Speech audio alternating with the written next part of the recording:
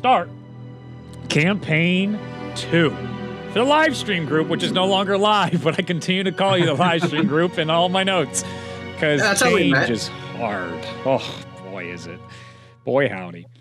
All right, so let us kick off with initially Campaign 2 is taking place on the continent of Atet, 100 years after the first Preventic collapse. The world has found a sense of peace from endless war. This shaky peace wavers as the heralds of the world depart, leaving beings to take up responsibilities of the world. Kingdoms begin to look at borders and boundaries as attacks on their sovereignty or culture, with only their ancestors being able to talk the fresh faces of the land away from new conflict. When Melora was cleansed, new deities took root in Zenya, growing their domains in the hearts and minds of beings. These splendor gods push the forces of evil domains forward against all that will stand in their way. A new dawn awaits the next generation of heroes inside Zenya. Take hold of your journey and find the adventure of your characters' lives. The adventure begins tonight. So, a lot of you are inside the capital city of Clovis. That is inside Jalasia, and it is a shining and beautiful day for the summer festival inside the city of Clovis. Now, Clovis itself is a remade city after it was destroyed during the Madness War. You can see the ruins of old Clovis inside the ever-expanding Cloven Lake that is to the north. That has swelled up over time the old city. Not to be confused with Neo Clovis or New Clovis, which is far to the northwest, which is definitely not complicating things, but let me tell you, this is exactly how world works. So, down the streets are performers in parades, food stands, merchants selling curiosities, all thanks to the hard work of the Clovis monarchy. Despite tough times, they always find a way to honor tradition. Although, for one of you, this festival isn't going as well as you would have wished. One such merchant was certain his new wine would be a hit this year. Fortunately, he got his chemistry a little raw, and it had an effect of getting people absolutely blasted. Ash, you were one of those unfortunate fellows who kindly took a sip of the merchant's wine and was sent into a double vision wonderland. That's saying something for an elf. Crashing in a side street, you close your eyes to try to make the spinning settle. This should pass in no time, but your head is thrashing. The rest of you happen to be walking by the side street because there's a wonderful magic show going on. Crowds of people are watching on stage mages produce wonders of color and sparks through spells and incantations. Ferric, you are the first to check on the elf you notice, sitting against the street wall, trying to compose himself. Before you have a chance to evaluate him, you feel a terrible weight on your head. In fact, all of you do. As suddenly the sounds of the festivals begin to fade into a thud, and then into silence. Oh, we're starting off strong this time. I need to change the music. No. Oh, good lord. Okay. I thought I was going to have to roleplay waking your drunk ass up. Yeah, you know, you like to do a lot of character prep, but nothing quite bricked your mind like, okay, the first exercise, what are you like blasted drunk? It's like, I see. I'll be honest, DM, I didn't have that one, didn't think that one was coming. Oh, motherfucker. Hey, yo, wait a minute. Motherfucker, dude. Again. Ori, you are slow to wake. You begin to check for your crossbow. It is missing. As you try to wake yourself and move, your body screams from soreness. But the soreness fades when you feel a chill. A terrible chill. One which has followed you for years, but you could never put your finger on it. Till today. The first bit of light shines from a cloaked figure sitting On a pile of bodies. No, clothes, a pile of clothes. You are within a large cell. There are piles of clothes, boots, and other wares all thrown about the room. And you see drag marks toward the locked cell door. But before you have a chance to really follow that thought through, your head stabs in pain as you hear,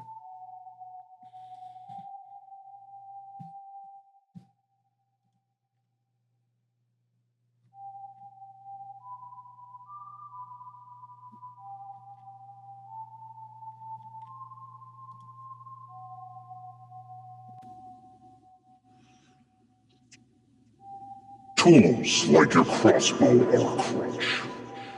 It disappoints me to see you so weak, so fragile, so killed. the cloaked figure throws your crossbow to the ground at his feet. You begin to crawl towards it.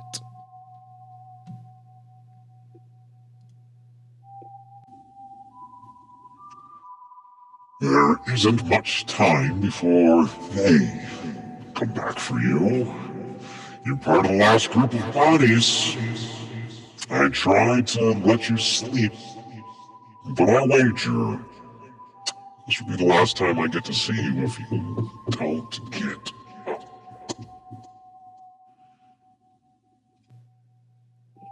The weight of the pain in your head feels like your body is made of lead as you inch ever closer to your crossbow.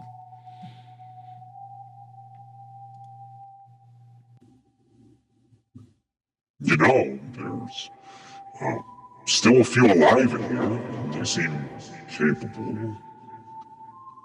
Maybe, well, as capable as you.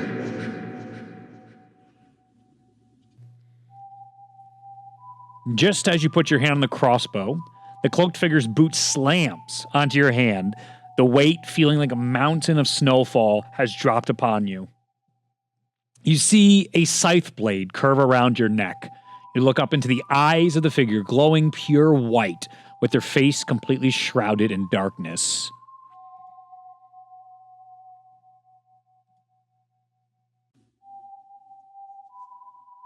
Why?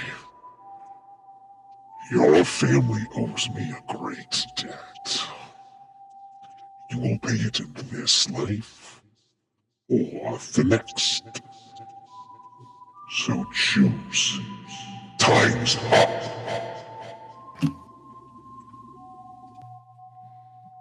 The weight is gone, and you hear a metal door slam open.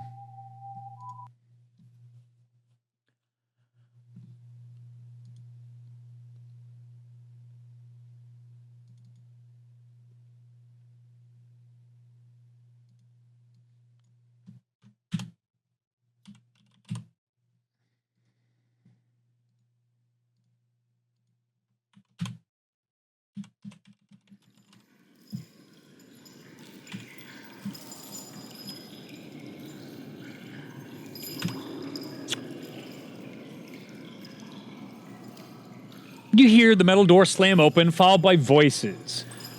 You grab your crossbow as the room returns to darkness, and everyone begins to stir. Those with dark vision see a room covered in piles of clothing and personal belongings. A torchlight finally fills the room, and you see two cloaked figures, clearly humans, cracking jokes as they return to the room with a wheelbarrow full of clothing. They fiddle around with the keys for a bit, and then they unlock the cell door and toss the clothing onto the pile, and you can tell they're beginning to come towards your bodies to take you guys along. What do you guys do?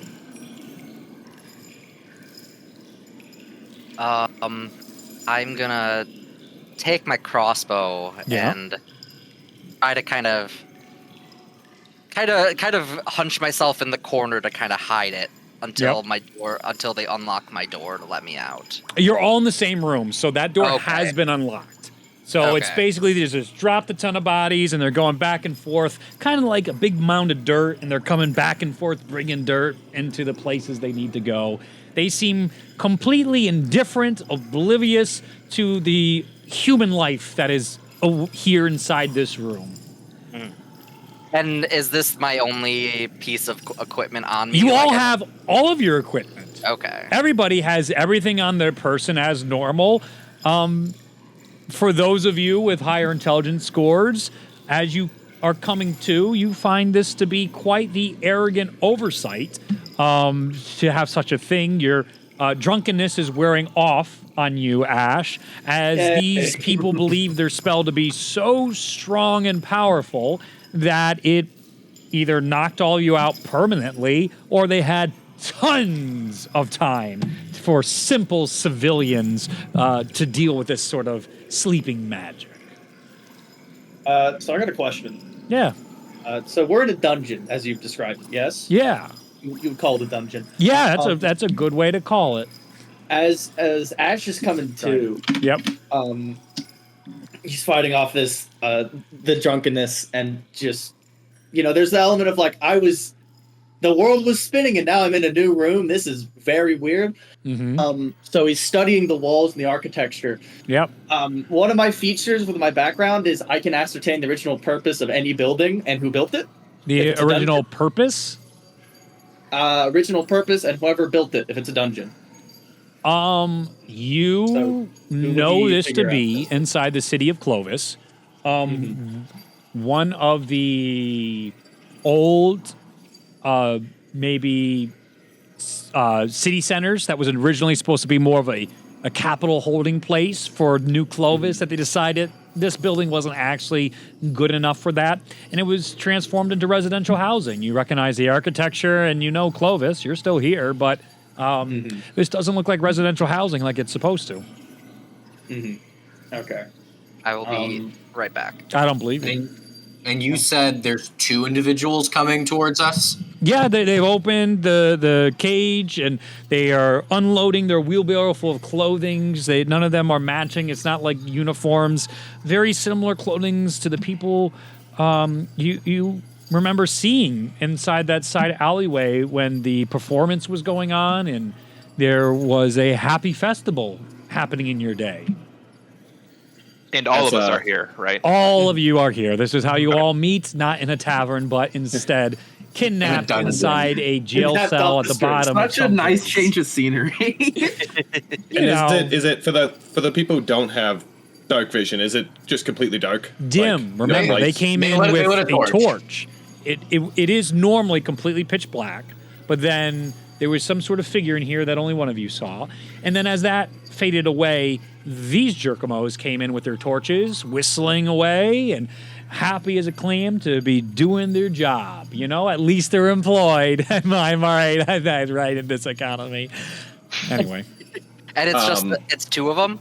Yeah, just 2 guys in a cloak. Could be 3 as my kobolds in a character is trench like- coat. You don't know. As my character's waking up, he's gonna go, dude, shit, I can't see anything. And he's gonna cast light on his own, like on a necklace or something he's wearing. Okay. Here we go. I specifically said that high intelligence characters could figure that out. I have something I'd like to do as well. Starting off strong. So we see, as he's about to cast light, I'm going to use my channel divinity, orders demand, so I can choose each creature of my choice within 30 feet. So I'll choose the 2 guys. Okay. They must succeed on a wisdom saving throw or be charmed by me and drop whatever they're holding. Good. Okay. That would be a 10. Okay. So they fail.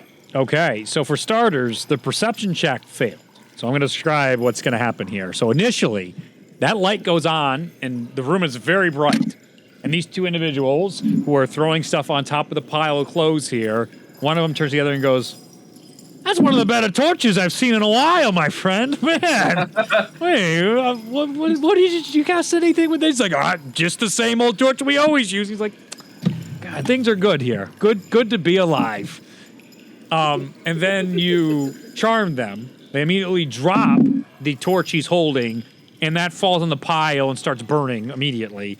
As they turn around and they're just like, "Boy, howdy. Well, I didn't know my friend was here." As he walks over to you, is this that kind of charm? It just says charmed. It doesn't say like they think I'm their friend or anything. Just I'm gonna look at the two of them, and I'm gonna point to one. I'm gonna say, "You stamp that out. You explain what's going on here." one of them turns around and goes, "Oh shit!" And he takes one of the things and starts beating it out, and it's catching on fire in the background as he's like, "Ah!" As the other one turns to you and he's just like, "Well, there is quite a lot going on in this day and age. I mean, what isn't there to explain? Where should we What's start?" going on here? Here? Now, what are you doing? What are we doing? You know, what we... You should know what we're doing. We're all in this together. I mean, you're not part of... You were tricking me, though. This is a test, isn't it? So here we are. So here's the thing I'm thinking. Yes, this is a test. Please yes. explain to me your objectives. No, see, I know. We all know, right? As he turns to the other guy, we explain what we do, we die. You're not gonna get me. And that's even clever. Who put you up to this? Huh? Lauren, did he put you up to this? Hiding with all the dead folk in here. That one seems awake though. This is not one of those. This is not one of those tests. We've had problems. Yeah, wait. And we've had problems. He takes a club out of his back pocket. He's like, "I think someone's stirring here. One second, friend." As he walks over towards Drew's character with the light on right now, cudgel in hand, as he's trying to see. Are you moving, Drew? Is your character? Which one? Let me see. You are. Oh Christ Almighty! Myrdal? Do I say the full name? Yep. Okay. It begins. So it begins, baby. So are you just staying still with the light spell, or are you just open, aware, and doing your thing as everybody else? Oh yeah. You guys, you can he's feel like the standing dirt. up and like. Yep. He's like brushing off, like if he was on the ground. He's like, now that's. I don't like sleeping in the dirt. It's kind of gross down here. Excuse me, sir. Do you how do I get out of here? Oh yeah, absolutely. And he goes and whacks you right on the head with a him.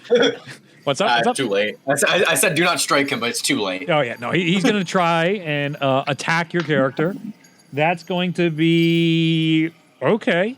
That's going to be a 17 to hit with the cudgel. Oh, that hits. It's going to do 2 points of bludgeoning damage, and you need to do a con saving throw to not be knocked out. Nice. We're so back, gentlemen. 14. 14. You save. You are not knocked out. You get a big whack on the side of your face, and the guy looks at you as you take it in stride, and you may respond in any way you wish, as he is a bit shocked that you are not completely unconscious at the moment. With his back turned, I would like to approach him. You okay? So you see a shadow of darkness with just like a white, just pure white in the face area. Come up behind him, put a hand to his back, and I'm going to cast Shocking Grasp. Okay. What the hell is this character? As soon as you cast Shocking Grasp, his entire body goes up into electricity, and you see him go like, "Nah!" and just gone. Just ash. As the other guy's still fighting to put the fire out. Come on. But you do hear tink, tink, some keys drop to the ground when you electrify I'll him. just reach down and I'll pick up the keys. I'll look for the keys, actually. I don't know where they are. Yeah, go ahead and investigate for that. Is that the first roll of campaign? Yeah. No. I think it might. Drew had it. Drew just had it. It's a saving throw. A saving throw is the first roll of campaign. That's on brand. Oh, welcome back, back to Zenya, baby. A 22. Okay. Yeah, easily. You heard the clank or a thud-ish, more or less, into the dirt ground, and then a clank of the keys next to each other. So you're able to kick it around, find the keys, and there's quite a few. You find at least, I'll call it 4 keys on there that help unlock places. Bingo card sheet time. Reed doesn't know how to breathe. Myrdal will go like rub his head and be like, thank you. That bastard hit me. How'd you get here? Do you know how we got here? Where are we? You will. And he's gonna start looking around. As you're looking around, you see the other guy fall into the pile of clothing, and he is now on fire. as God. it caught onto his cloak, and he's just screaming right now. Ah! Ah! Ah! I'm gonna take my water skin and I'm just gonna put it out. Okay. As you put it out, his body lays still, as most of the clothes have been burnt out at this point. And I'll change the music now. I'll say, since you're looking like directly at me and like taking in the details, you'll see not quite the same outfit, but the mask is of the same nature. I'm gonna post it in D&D Teams.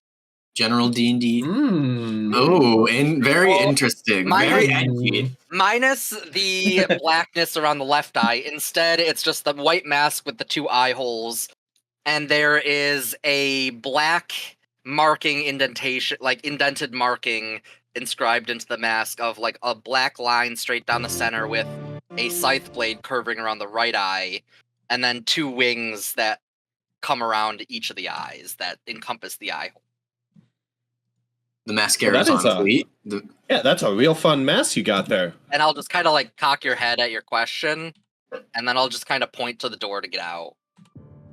And, And he's going to turn and be like, I'm going to take stock of the room and look at all the new allies that I have seemingly happened into. Everybody can begin describing their characters as all of you guys take your feet, you stand, and you now see this is the group of survivors of whatever's been going on here.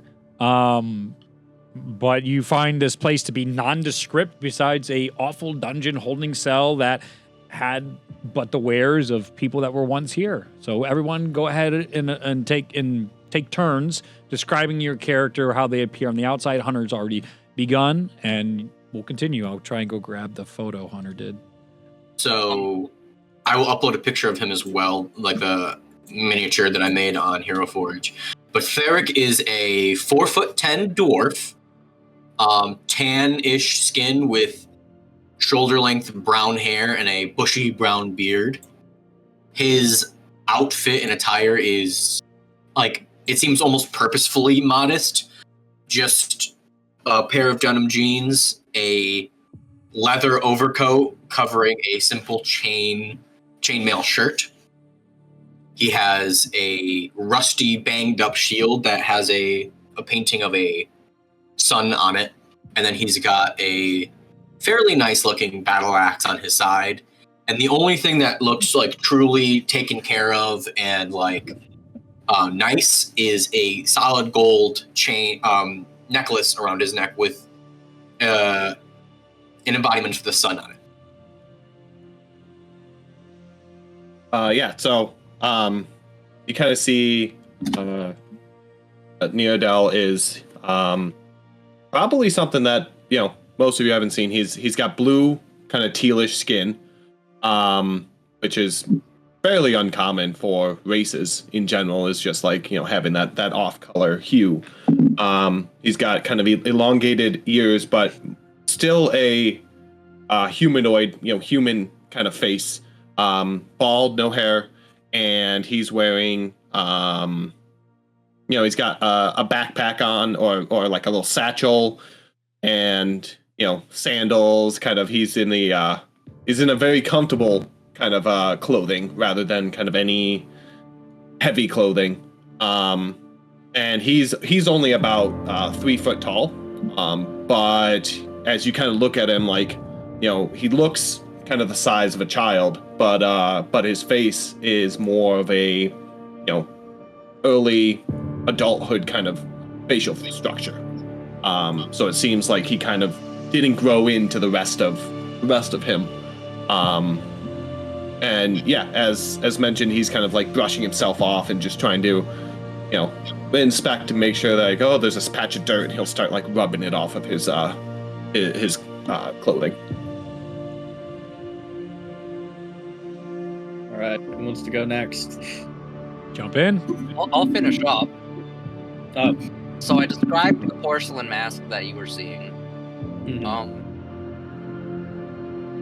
Contrary to the picture, it's not quite like tight armored robes or tight armor as the picture shows. It's more of like kind of light, flowing stuff, almost like what you'd wear in a desert, almost like more robes, that are very mostly like a dark gray in color with a black accent, with a hood over the head, and then the mask kind of covers up the face.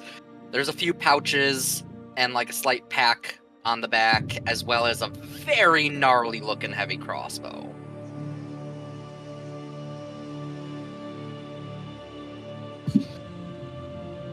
I guess I can go. You notice in the corner, kind of trying to wrap his head around the situation he finds himself in, a red-headed young human man. He's about 6'2". He's got hard to make out in the light, his freckles, and his green eyes, I think. I don't remember the character art. The biggest thing you can notice is that all his stuff doesn't look like it's quite made for him. It looks secondhand or like hand-me-downs. And he just doesn't quite fit in with the group just yet. All right. So standing behind Nick's character, you'll see a pretty average-looking Leonin. The only difference is his fur would be completely black, and he's doing his best to hide behind Theric, because Theric is the only person he really knows, but hiding behind a dwarf is a really bad idea. So it's not working whatsoever. But you can see that he's got a really nice cloak that currently the hood's down, and under it is some nice leather armor. On his back is a really nice longbow that clearly looks like it's seen better days, but it's definitely of higher craftsmanship.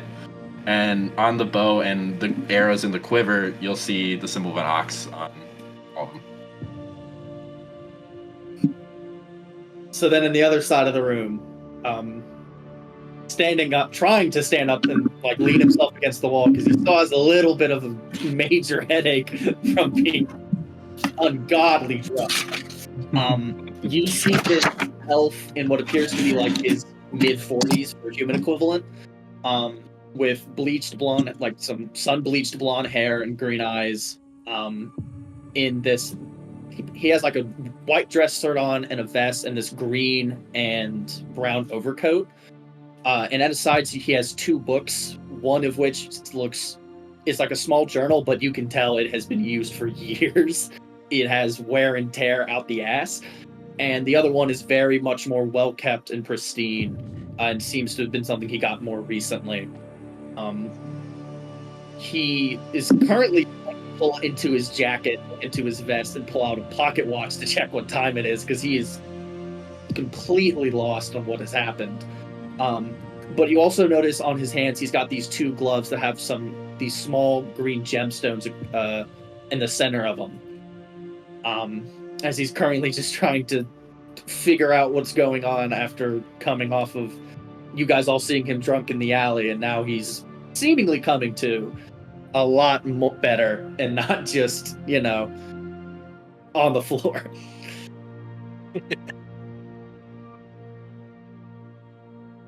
I think that's everybody. Yes, I believe so. Terrific. So, once again, your group is inside here. The door is creaked open a little bit. And, Ori, you do notice up to where they came in initially when the fire burned really bright, you can see the shadowed hooded figure that it fills the entirety of the outline of that archway and doorway. And you can see the white glowing eyes, and it just makes eye contact with you and then turns into that doorway, as then the room begins to go to a very low light, minus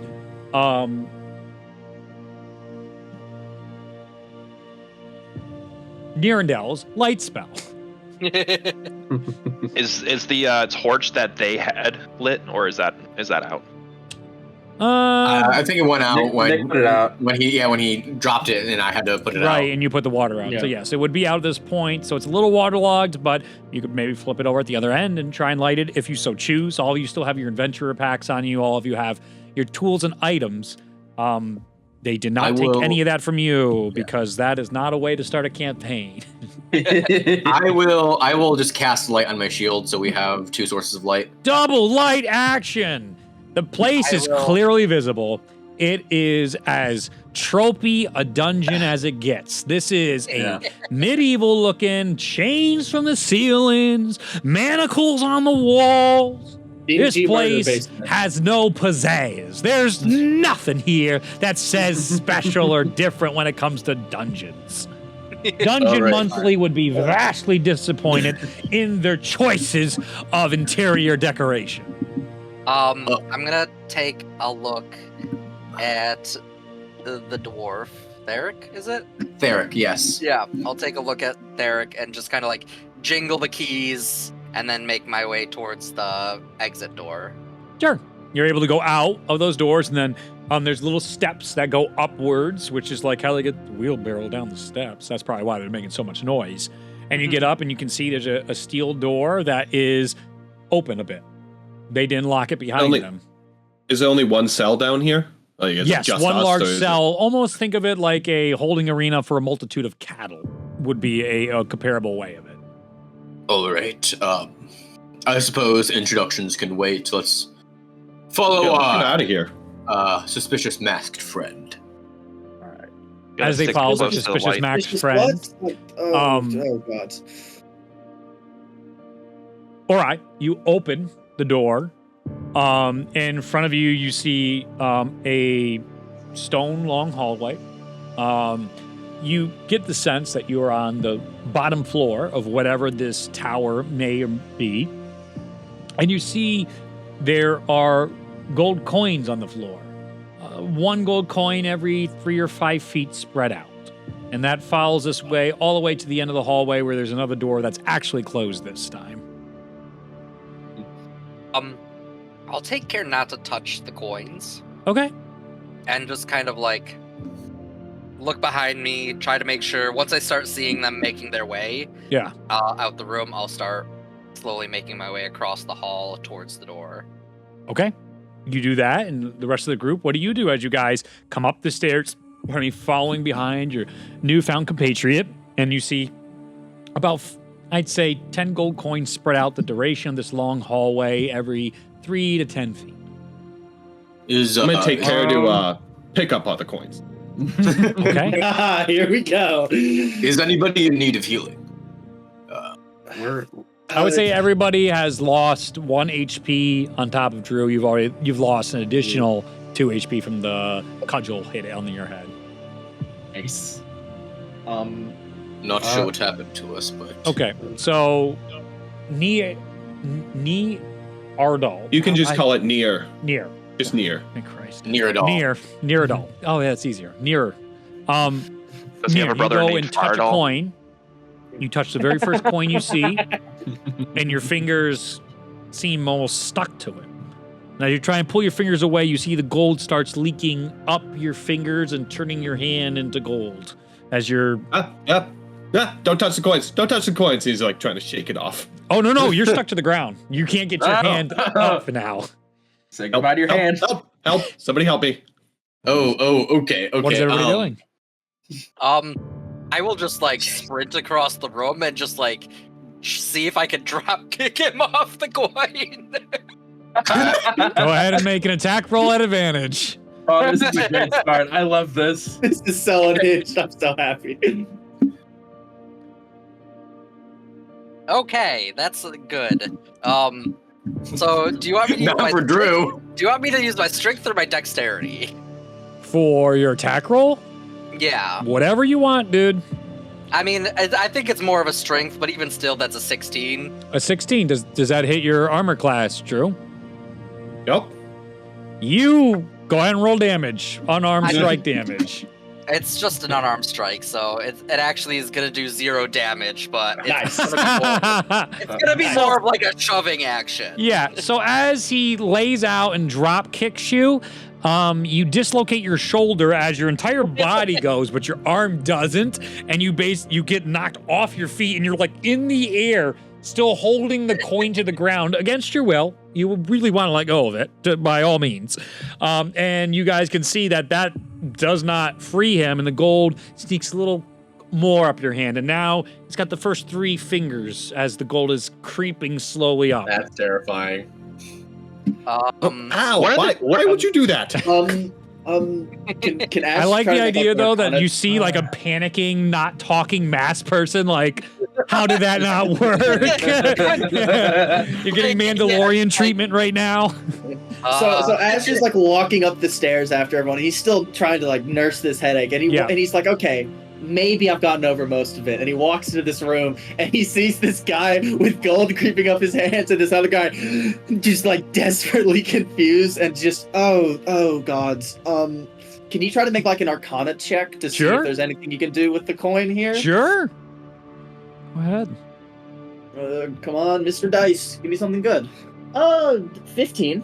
Yeah, this is clearly a simple magical trap laid by mages. You've probably come across it over the years and time. It's typically used to stop greedy in-laws from putting their fingers on stuff they shouldn't, but there seems to be a little nefarious twist on the way this one's been implemented that is not safe and clearly will continue. A simple dispel magic will stop these traps. Anything else besides that might need to be a little more creative in order to try and figure out a way to stop this magical spell.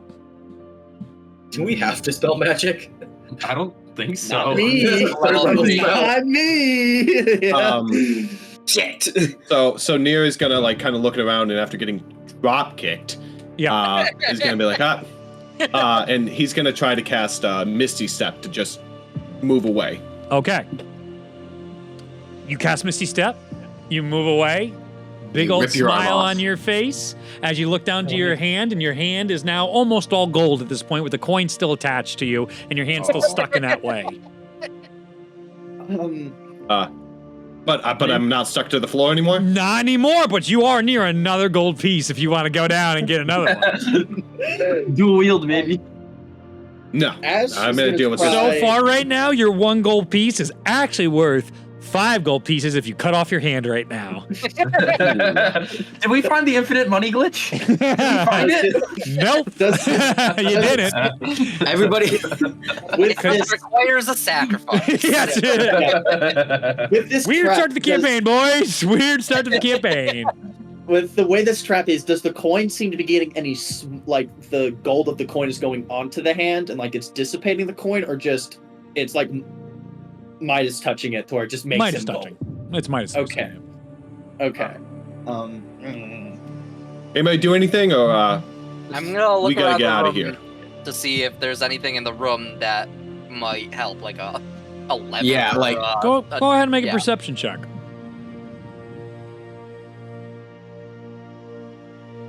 That's 9. 9. Well, I'll say now that you guys are kind of tuned in here, you look up and you just see a big old piece of netting up there that just has thousands of gold coins above your guys' heads that's ready to drop at any moment, but hasn't been triggered in any way. But now the dots are sort of connecting, and that seems like an early game over. I'm going to just cast a Cure Wounds on Nerodol. I don't have access to dispel magic, but I'll see if any healing magic tries and at least prevents the continual creeping of this curse. Sure. Go ahead and heal. It does not prevent the creeping of this curse, but it does heal you for what you need. Well, I mean, you get 12 points of healing. Oh, you're feeling great. You're back to down 3. Grabbing the non-coin hand, I'm gonna start grabbing Nier towards and just like power walking towards the exit door. Okay. I will follow. Yeah. Everyone's free to follow or give a hard time, but it seems like the crew wants to go to the next door. You guys open up into. Ash has an idea on how to get it off, or to try to get it off. I want to try casting Chromatic Orb with acid damage and use it on the coin, not on him, to try to melt the coin off, or like melt it away. I will say you begin to see his hand start to melt away as well. So Jesus. you can choose to melt his hand and the coin off completely, or stop before that happens. just healed him, please. Stop. Okay. That's in my top my top 2 favorite hands. Stop that. Oh, I love Drew playing charisma character already. Oh, So fantastic. All right, so you guys open up and you find yourself now in a small little hallway that has decorations, and there's a small like gramophone playing upbeat classical music. There's flower pots in here. There is just a little stand where the flowers are on top of a little side table, and there's 3 doors. There's one to your left, one to your right, one to right in front of you guys. So north, east, and west. As you get in here, as you're holding, Ori is holding near. You see 3 different directions. One door you can see to your left has all of the mud marks and dirt marks scraped onto that ground. You can see that going left. Going forward seems to be the least traveled with feet. It looks pretty clean. And the one on the right seems to have a lot of dirty hands on that door. You can see the doorknob itself has different bits of dust. The doors are made of wood, and they have metal outlines, so they're pretty solid, difficult to break through, but not impossible, as you guys are in this almost foyer of sorts. What does the ceiling look like? Is there more traps waiting for us at fall on us? Interesting point. As you look up to the ceiling, instead you see like the equivalent of the Vatican drawing with the fingers touching, but instead it is looks to be a bunch of robed figures and clouds, and there seems to be magical, all sorts of accents and stuff going on, and overall seemed in just really poor taste.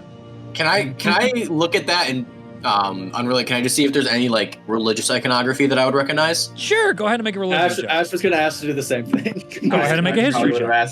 Can I also make a Is history it check? religion? Yeah, is it religion?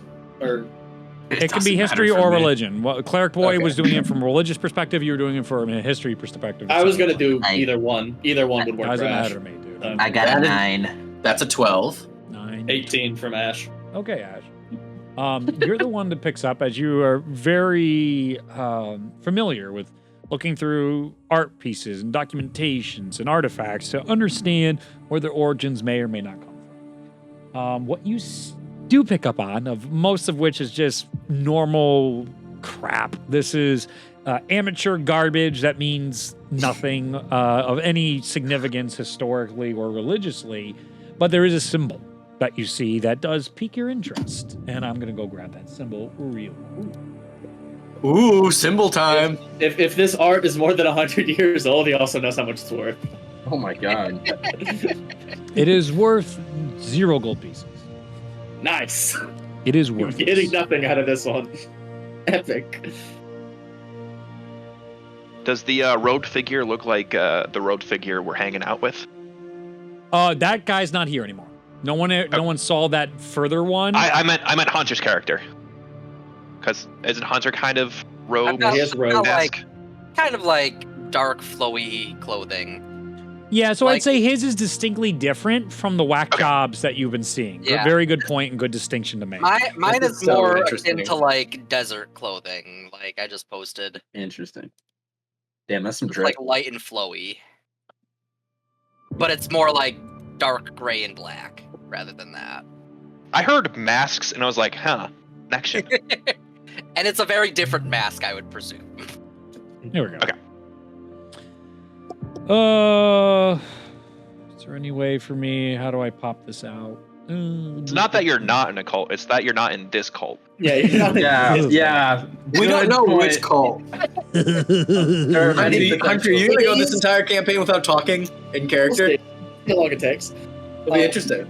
Yeah, Hunter messaged me beforehand, and he said something. I'm just like, and that's why I said good luck with that.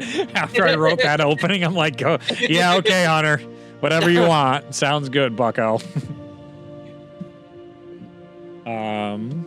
So Hunter's I go back. never gonna speak for like sessions, already and up. then when he has one character alone, he's gonna talk to said character. This and is then the nobody else will symbology believe him. you see, Interesting. and I could probably throw that in chat as well for everybody. Would he know what the symbology is of, or just recognize it? Nope, you have no idea. Okay, I just curious. This is new for you. It seems like a weird new symbol. Boy, Colts come and go, don't they? Yep. Oh boy, howdy, a new Colt. Let's go. Okay, we return back to the room. What does your group want to do as it is now climbed past Drew's hand and is starting to get to his wrist? Okay, we should probably hurry. I kind of just point at the door with the muddy tracks going out of it and just kind of like gesture to the group. Like, this one? I vote we go to the exit.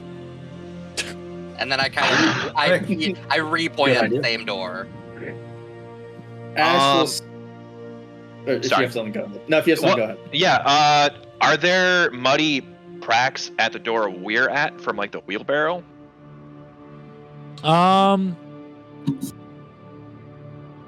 As you turn around and look back at the door you guys just came from, you do see some mud tracks that are leading down. So it does seem consistent that the people from the wheelbarrow and that were coming out there must have been going along this similar path, bringing the bodies back and forth and clothing that are going into the room on the left. The one straight on doesn't have any real markings, and the one to the right of you guys, again, east, that one has fingerprints all over the handle.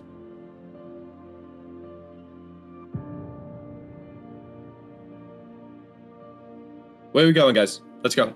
Ash is going to go, or if everyone else is going to the front. Yeah, we'll go to the muddy tracked one for now. Yeah, the muddy track door. All right. The track. How would you like to open that door? I'm gonna listen at it first. Is there anything at the other side? Is there like a window? Is it like one of those doors? No that have, like, windows, but you can listen. Go ahead and give me a perception check as you listen to the door. That's a 7. That's a 7. It's just a lot of noises on the other side of the door. Normal living life noises. Tough to tell what's going on. Kind of just slowly open the door and peek through.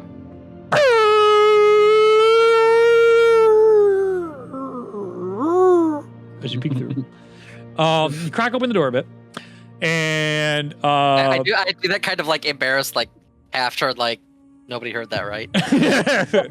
Everybody heard that. The door was silent. I don't know why you made that noise as you were opening it. I love Nier. I love him. Also, so funny that you're playing a character as you peer in, named Nier. You see steps that go down, but more ramp, and you can see a strange laboratory of sorts, and a big hulking, maybe golem-like figure holding a big shovel and is just going underneath some sort of material and putting it into this large-looking furnace. But furnaces normally are red with fire. Instead, you see a green glow just shooting up higher into this building as this thing continues to right into a big funnel on top of this big artifice device down here. Is there a clear path to get around the golem creature without, like, I guess, interrupting what it's doing? Or as you look in, as everyone apparently is taking their steps into this place now, you're still. We all look around the door, like all like stacked on top of each other. Beautiful. As you see, the place itself there's like a bit of a cage, and the stairs go down into what appears to be this furnace-like room with this tall being. The ceilings must be 30 feet tall in here for this gigantic-looking furnace, and this creature itself is about 9-10 feet tall as it continues to shovel into this. There doesn't appear to be anywhere else. This seems to be the room. This is a room for the furnace. There's no doors that lead anywhere else but further into this room where there's some tables strewn about, and maybe you see some ores and maybe potions and some materials potentially from the people that were looted inside this area. But that is all you currently are able to see. It is dimly lit besides for the glowing green fire, maybe, that's coming from that furnace, maybe? I don't think this is the exit. We need to find a way to stop whatever's happened to your hand before we find the exit. It's past your wrist. Drew, did you point in character there? And if so, did you point with the toying hand? No, it was the other one because I've been holding my hand like this. I remind myself that there's a coin in my hand. Had to be greedy. It's a laboratory. If there's anything, it's probably there. Oh God. Maybe. Are you magically inclined? On a good day, possibly. Is today a good day? With this headache, no, it's really not. But I don't think we really get a choice with his hand. Looking in the room, does Ash, can he make like an Arcana check, or does he get closer to everything to make any checks to be like, I could Arcana maybe would be imagine something specific like that. You'd have to make a perception check in this room. Okay, perception check. It's kind of just him ballparking. Could I maybe do something with this stuff in here? Less of like something specific, like, oh, if I mix that chemical and that chemical, it's just like scanning. Guidance. Guidance, you say, boss? Guidance. Add a D4. All right. Can guidance stack? No. No. I know. Not that one. I know. 17. Yeah, cursory 17. glance over this area. This seems more like a coal miner's area, a furnace inside a building or an artifice device. This isn't a laboratory. This isn't where magic or arcane per se would be made. Besides for the arcane device you see in front of you, there is a very low, if zero chance that there is something to dispel magic for your new friend Nier inside this room. Friend is a strong word, but associate is one I'll use. So, yeah, no, not there. I don't think it's going to be in there. Okay, let's try a different room then. I'll try to close the door as.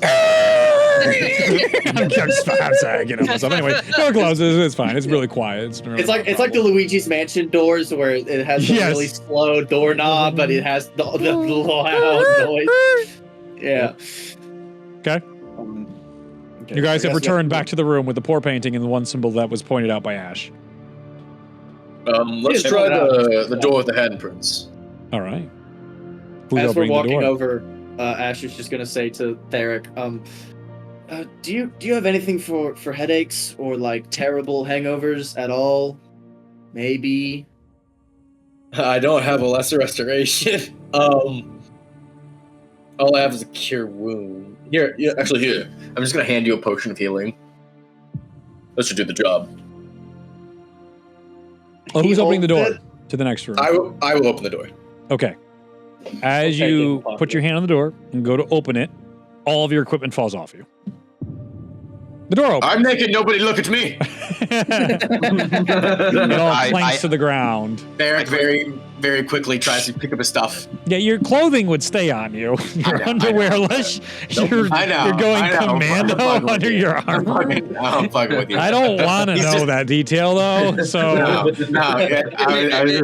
it was just a joke. But Derek will go and pick this up. Come on, guys. It's a safe space. You guys got to do this. You got to do this. I get this enough. Sorry. All right. You open the door, and all your crap falls onto the ground. Everybody has an opportunity to steal shit from Theric, if you so choose. If anybody were to make an attempt to steal from Theric, Titus would stop them. Or make an attempt to stop them. I would also play bodyguard for Theric's stuff. Okay. I'll pick my stuff I back steal all of his stuff myself. No. The group immediately gets the sense that this is a pretty honest group of individuals. You see that this is encouraging that there seems to be rationality at the very least. Aware. I think Mir's learned his lesson about picking up things. Currently, yeah, until we fix it. I'm just stuck to something else at the moment. Yeah. As it's slowly getting up to the Ash elbow. is gonna see this keep happening every time he puts his hand on the door after picking his stuff up. And he's just gonna kind of twists his hand and he's gonna mage hand the door himself without touching it physically to see if it opens without dropping stuff. Yeah, without problem. Yeah, absolutely. Okay, so he's just gonna do. So Ash just kind of shakes his head and twists his hand, and just the door opens. Yep. And inside you see it looks like an auxiliary laboratory, a very minor one, but there's some beakers and potions and scrolls laying about inside this room. It looks like some experiments are going on, and you can see even the cleaning is happening inside here of their robes, which is interesting. It seems like they got a uniform, so good for them, I guess. I'm gonna take a look at some of the supplies in here, Sure. Is any of the like beakers or materials in here something that would disable a magic? Go ahead and make an investigation check. Can I assist? Sure. Okay. I'm gonna I'm guard giving the the help door. action. Ash wanted to take a look at some of the scrolls you mentioned just to see if he can figure out Okay. where and who these people are. That is a 17, and I do have proficiency with alchemy supplies. Excellent. You see what's happening up top is more or less minor potions of necrotic alchemy is being crafted there. It looks like they are trying to burn away at some sort of either material or other challenge that might be in their way. It's clearly being used as some sort of solvent. With that aside, as you continue to investigate, as Ash looks at the drawer there, or looks at the scrolls, you open up a drawer right next to where Ash is looking at the scrolls, and you see a whole drawer full of more similar looking scrolls, and there's a note that's taped to the back of this drawer. And as you remove some of the scrolls, you can see like, attention, the gold coins are not for us to pick up. If in fact one of your assigned teammates does pick one up, use one of these scrolls to free them. I'm gonna Guys, I think we should use one of those scrolls. I gotta pick up the batch of scrolls. I'm just gonna pick up all of the scrolls. Yeah. And just kind of what was Juan's character's name? Ash? Ash. Yeah. Ash. I'm gonna go over to Ash and just kind of be like, magic scroll? Say magic scroll or just gesturing magic scroll? I just kind of gesture it towards you because you mentioned a thing about magic earlier. Ash will take one and he'll open it. What is he looking at? I'm assuming it's a. You may add 10 scrolls of Dispel Magic to your inventory. Oh, Let's go. That's gonna be useful later. Okay, yeah, I'll just add that as its own. Funny. Add custom. Maybe just do item. 9. Yeah. You don't have to do 9. You could. If we you could keep have on really We can let him done- die. If we keep on 10 in a few we've had I'm minutes, not your dad. We've You had can do far whatever out. you We've had want. near adult. Now we get middle lane. Yeah, middle lane. Yeah. So Ash is gonna put some of the. He's gonna walk over to Nier and he's gonna open it and just kind of look at his arms. And go, okay, I think this should work.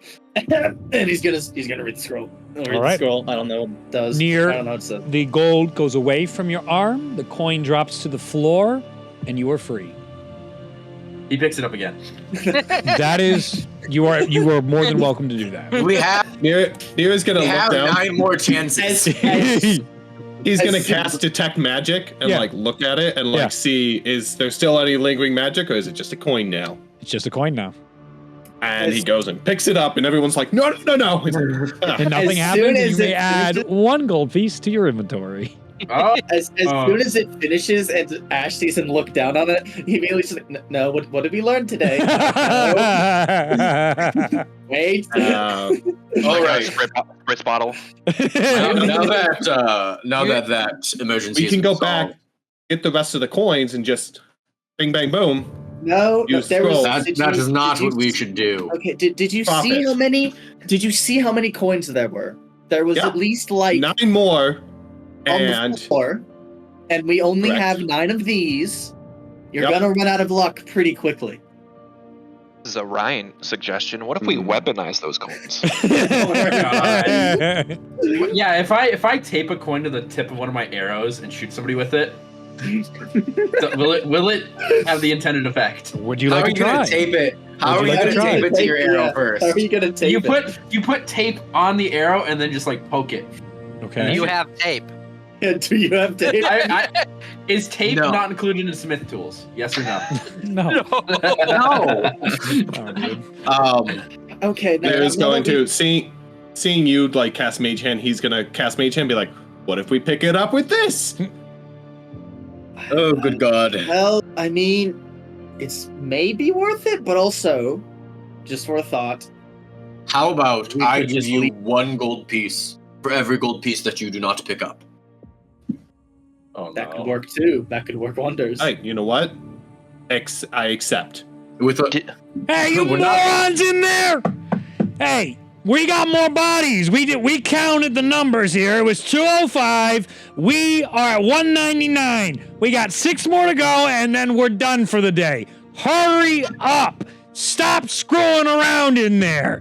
Jeez, the cleanup crews are coming anyway.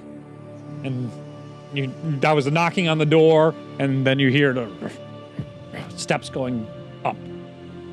Did we hear a bunch of clinking clanking when he knocked on the door because everything fell off? He didn't touch the door handle. No. He didn't touch the knob. Yeah, he didn't touch the knob. No, so you don't. Yeah, because no, he didn't. Okay. I have a really bad idea. Well, After I all think this. I think that's more reason we should leave. So let's get going. There's other scrolls though. There's things here. I already have the scrolls. He gave them. That thing gave them to me. What about the other ones? He's gonna gesture at you. I cocked my head a little bit. He's gonna gesture. That I don't know what you are, and I'm not going to assume.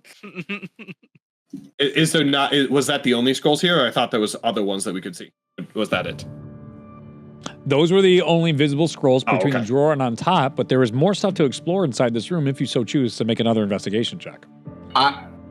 Ash would do double. No, check. you're done. Okay. Goodbye. Only so many investigation checks from the group. Oh, don't look Oh no, at me. Hunter did it. So Ash could. Yes. Ash could. You're eligible. Okay. I'll give that. So a and so shot. helped. So Derek Mhm. helped. So he can't do nothing. Okay. Well, it was a good attempt. That's a 7. So. No, you're too When, distracted by the voice that just came down from yet another person that's in here. Mhm. You're feeling the All right. pressure to get a move on. Okay. Well, nothing else of worth in here. Let's get going. Should we just Is let it them? light up here now? Like, is there candles and stuff? Like, if I get Yes, rid of there the are light candles that I cast? and also the blinding, blistering light of both your lights in like a 5x5 yeah, laboratory. I'll get rid of that. I'll get rid of that. Yeah, that's what I was thinking. Is like rather than walking All right. around with as beacons. There's 2 suns on you guys in this dimly lit dungeon. All right. Should we just let them get 6 people? I think they're referring to. Yeah, we Say can we're give them. I referring think to we're the people. 6. I think Well, we're the 6 people. Yeah, but like, we should stop them, right? Absolutely, we should, but we need information first. Yep. But they said should not be in here first. So All right, then let's go. Move on, and he's starting to push people Okay, towards the door. everyone just stares at each other until Ash just starts pushing everyone outside the doors. Come on, You come on. returned to the what was Lobby. it called? Yes, well, I didn't want to say lobby. It wasn't a lobby. The atrium. Foyer. Foyer. That's what I call it. Okay. And you guys are pushed back out here to the like happy music. Remember that's still being played on a gramophone in the corner. Just very Baroque Mozart. That's going on. Well, we can't go. We've gone left. We've gone right. gone- what yes. door's left? You guys sounded like you wanted to go back and investigate the coins more. So I mean, as a DM, I'm ready. I don't think Don't we've play this actually game with me, shared. John. I don't think You're not we've going to win actually with them. shared- I don't think we've actually shared our names with each other yet. So he's going to say, Mage, and he's going to point to Ash. Would you mind mage handing the door again? Oh, me? Yeah, Yes. yeah. I can do. Sorry, that. I did not know your name. Before Do you it again. mage hand the door, it opens and you see a large construct duck its head under and up at your group, and it towers over by about a foot or 2 for the tallest of your members in the group. And it's lanky artifice, and it looks to each of you and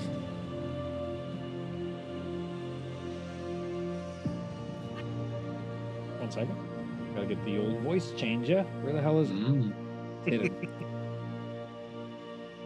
I'm gonna grab my pike, have my hand,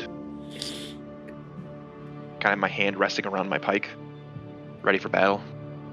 Oh, greetings, prisoners. Thank you for volunteering for this program. If you would be so kind as to enter my bag, as it opens up a large bag.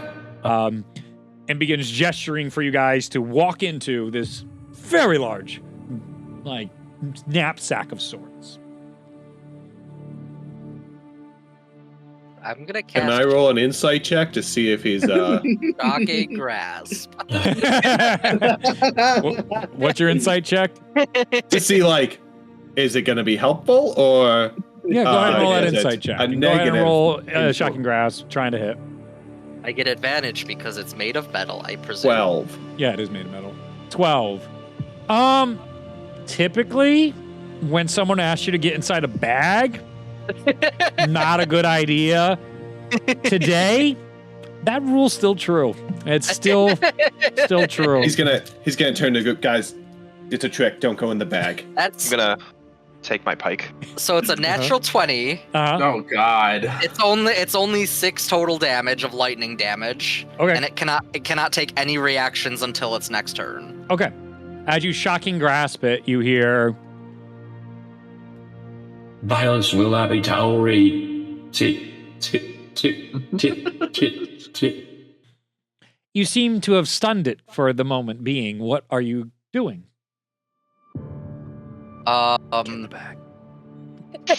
Choose a thought, say Get in the get in the bag. Can we put it in the bag? It's a pretty nice bag. Very nice bag. He's got a Can we point. steal the bag but not get in? Well, that was my action, so Could I you can't do steal the anything bag? You more. could steal the bag. Hell what? It's in its You know what? grip right now. You guys want to steal an oversized sack? Sure. Is he still in the door frame blocking it for the most part? Where's Lanky? You can go underneath. You guys can move if you so choose, but you got about 10 seconds. You got a 10-second short circuit right now. I Make a think choice. we'll go through. Ash What? is stepping under. Okay. Yeah, we'll go through. Yeah, we're Yeah. going Okay. through. Step past it, close the door. Well, try to close the door. Okay. As you guys step past it, you're not able to close the door, but you get to the top of the stairs that go up for quite a distance. And you hear vaguely at the bottom of the hall, Oh. My mistake. Sensory miscalculation. You hear the tightening of the bag, and it continues with its day. All right. Guys, we gotta get that bag. It was I big enough to don't- hold 6 people. Imagine what I'm else it could hold. I'm sure you could buy one literally anywhere else. I think you're fine. Bag. And we can't. The whole campaign is just us looking for the set bag. Yeah. That's it. That's Level There is 10, they're another back bag. here, back to their first dungeon. Where's the fucking bag? You've heard of Level there's another 20. cup. Now We're get not ready taking for chances. it. Yeah, you've heard of there's another cup. Now get ready for it. There's another bag. Oh gosh. There's you another come up bag. to this door, and what did you guys do? At the very top of the stairwell. Mage hand the door. It is locked. Anyone got these tools? Okay, You I- masked fellow. Actually- I thought I saw you pick up the keys. I pull out the key ring Uh-huh. and Be try careful. the door. It unlocks. That Now, Okay. near mage hands the door. As soon as it unlocks, See. Nier's mage hand clicks the door, opens it up, and you can see a stream of blood flows along a channel in the floor to a stone Oh, no. sarcophagus sits in the center of this room, as there is what appears to be 2 chimneys of sorts on the left and right sides of the far walls of this room. There is no happy-go-lucky music inside this room. What do you guys want to do? Is there any other doors or just the chimney? Just 2 chimneys and a sarcophagus. I mean, I'm going Then to and a inspect bar the joke somewhere in there. sarcophagus. what's Yeah. that? I'm going to inspect the sarcophagus. Yeah. Okay. Go ahead and make an investigation check. I'm going to message you a question. Oh Joy. no. That's And- always a good one. What do you I'm get? wondering if Did I hear a natural 1? No. No. No, Hunter Wow. said he wants to ask you a question. Oh, go for he's it. DMing you a question. I'm wondering if in like the moment can I use an action to put my hood up? I think that'd be a bonus action. Yeah. It's pretty nothing. No, harder it thing to do. specifies what the cloak of Oh, yeah, okay. You're right. That is a That's not 17. Okay. What did Adam just say? Was I supposed to respond to that? Sorry. Can I just throw my hood up and use an action to do that? To do what? I didn't hear that. Just put my hood up in my cloak. It's an action. Yeah, Yeah. the cloak has a special ability when he pulls his hood up. Yeah. Fine by me, bucko. We'll see how much I don't understand it in a minute. You, with your 17 investigation check, you notice there is all sorts of like caustic poisonous venom all around this sarcophagus. Whatever is inside, and you hear the little tippy taps of thousands of tiny little legs. It seems dangerous and probably best not let out. It doesn't seem to be of anything of benefit to you or your group, especially with this strange streamline of blood leading into the sarcophagus. Do we have a way to stop the flow of blood? Yeah, I'm also gonna look Like to block see it? if What do you guys want to try and do? There could be, maybe. What do you want to try?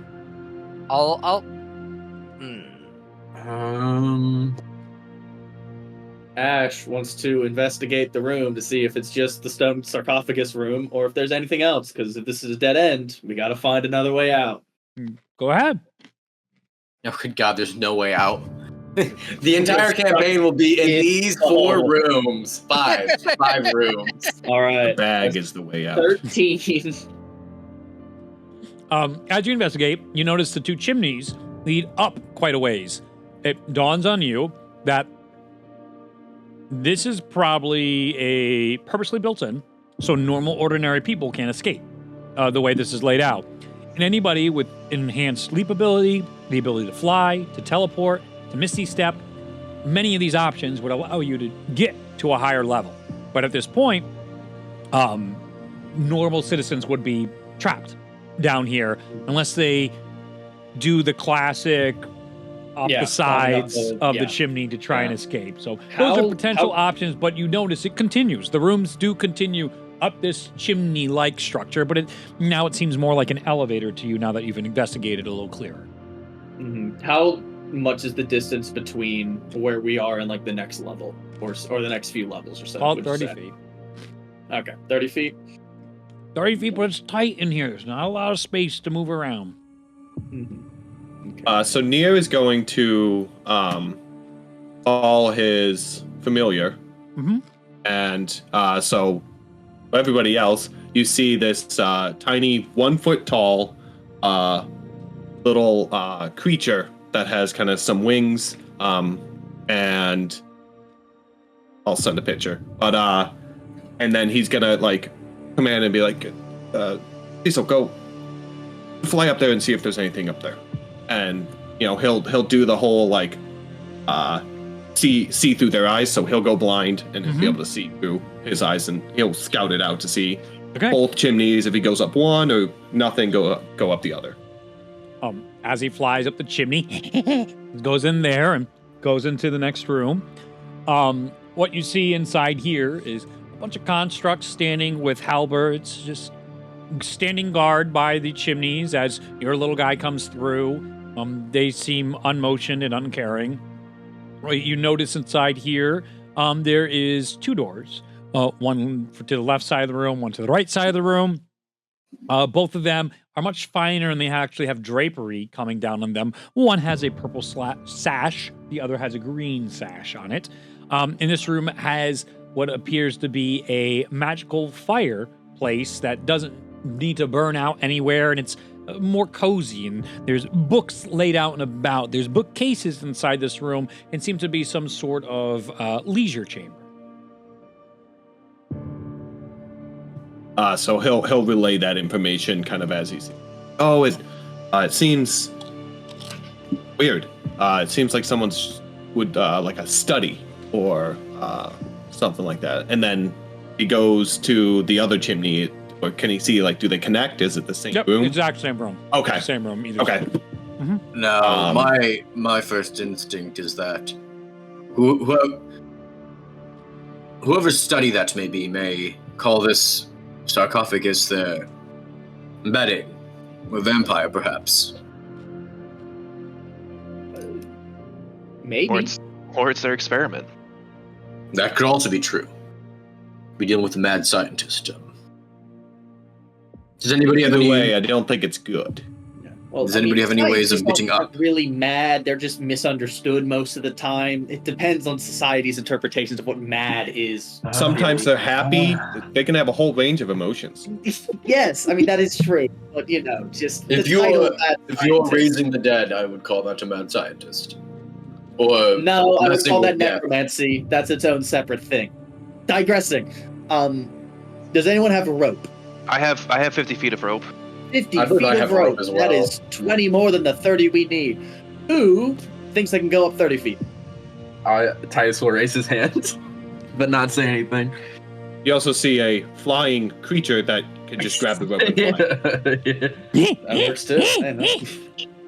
Reed is the role player familiar. Oh yeah. He pokes For at sure. it. He pokes. Points at it and looks at you, Near. Is this yours? Yeah. That is Yeah, what bros? All right. You know what? Sure thing. He'll hand him the rope. Yeah, I'll fish it out. Yeah, is there anywhere when he goes up? Is there something like he can wrap it around? Very rudimentary. Potentially, there's the automatons. There's some legs of furniture in there. Some of the lighting fixtures on the walls that are torchlights are being held in.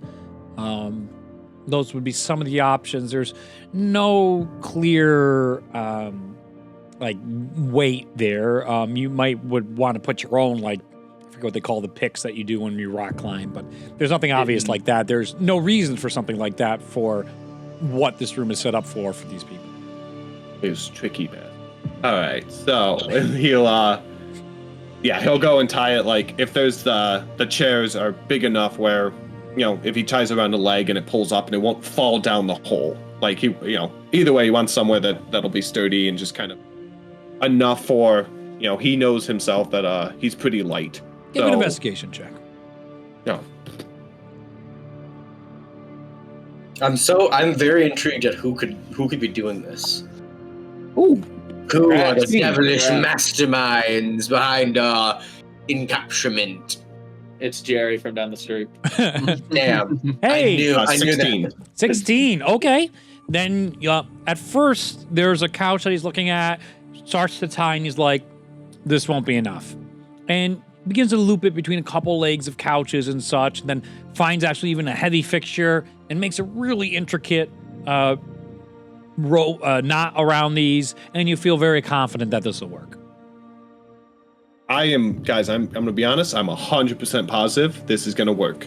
But somebody else should go first. I will be go safe. first. Okay. Good boy. Lean in, will- boy. He begins climbing. Titus? I will cast. I will give him a guidance before he goes up there. Gotcha. Okay. It's a 1 minute thing. And- So I will say, since I put my hood up, perception checks made against me have disadvantage. Okay. As you climb up as a giant 6-foot-plus Leonin into this area, He's 6 on the dot. He's not that big. yeah, okay, you got wide shoulders as you're going through. Look here. And as soon as you begin to enter into the room, the stationed automaton sentinels there take its halberds and they just drop them onto you. You can make a dex saving throw to either try and jump into the room or jump backwards to not be hit by these halberds. guidance does not apply to saving throws. by the way. Yeah, I figured. How's my rope? That will be a 23. I'll be right back. I'm gonna go use the restroom. Which way are you dodging? Into the room. Into the room. You dodge into the room.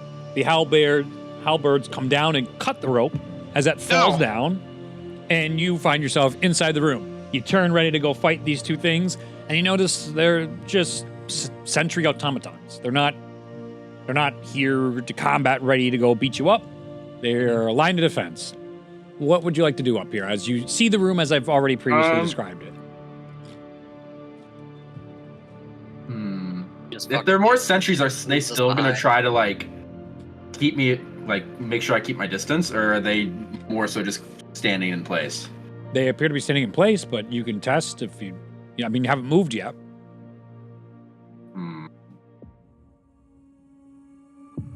Can I take a step forward to see if it provokes them Sure. into an action. You can do whatever you want, dude. This is your world. It's not your, but it is your agency. It's my agency. Yeah. I can fuck around and see if I find out. Yeah, that's exactly how this works. Okay, I'm you go- take a step forward. I'm gonna pick up any of the rope that fell back into the hole. Yeah. Yeah, we're at the bottom of the stairs, and we're like, or the hole, and we're like, all right, he's going up, and then just the rope drops. How much rope did you? It was 30 feet of rope. It was 50. It was 50 total. Yeah. So however much was tied up. You lost depending like on where you 2. got. You still got like Okay. 48 feet. If you recover it, you can get your 50 back. We're not too worried. You can retie the rope. We can be cool. But we'll I see. would say- We'll see how things go with Adam. Actually, though, we might have another collapse on our hands, knowing the way he does. The class wasn't on me, man. Yeah. No, the hags was not me. Oh yeah, but sure. Okay. But I would say, Mhm. can I shout down that? Just relay the information that there are 2 autonomans here and that they're not moving. Yeah. But I'm gonna stay kind of posted near the chimney elevator for when the rope does come back up. So I assume we'll do the same thing, just so they don't fuck with it again. As before you can move, as you begin shouting down there, you feel a warm, gushing feeling over yourself. Go ahead and give me a charisma saving throw. God fucking damn it! I got a 7 charisma read. I love you, Yeah, I bet you do, especially shouting like this. ladies and gentlemen. We got the first one. Ah. We got the Yeah! first one. In the Natural Yeah! one, baby. I feel honored that it's me. I'm sure that's gonna be fine. Warm Honestly, sensation. it wouldn't be anybody else but you. Yeah. As you turn around and you see a cloaked figure standing in a doorway, and you feel this love, this warmness for this individual. This is This your is exactly what best happened last friend. campaign, isn't This it? is best Oh my friend. God. This is literally exactly You what had an happened last entire time. childhood with this individual. You have a lifetime of happy, lovely memories that you swear are probably true. That you went to high school, you've had heartbreaks. This man whose name you don't know, you love this man. Davern Cost. You love Here we this go man. again. Here we go again. Oh my God. As this man. bearded individual comes over Cannot to you see a fucking bearded believe human this. come over. Leonin, what are you doing up here? How'd one like you oh, I see the rope. Don't answer that. Is there more of you? Do I have to answer yes? Why would you This is ever lie your bestest friendo? Why would you lie to him? My God! Am I compelled to say yes? You feel compelled to get this man's approval. Something Oh. fierce. Dad? What was that? Dad? I can't talk to okay.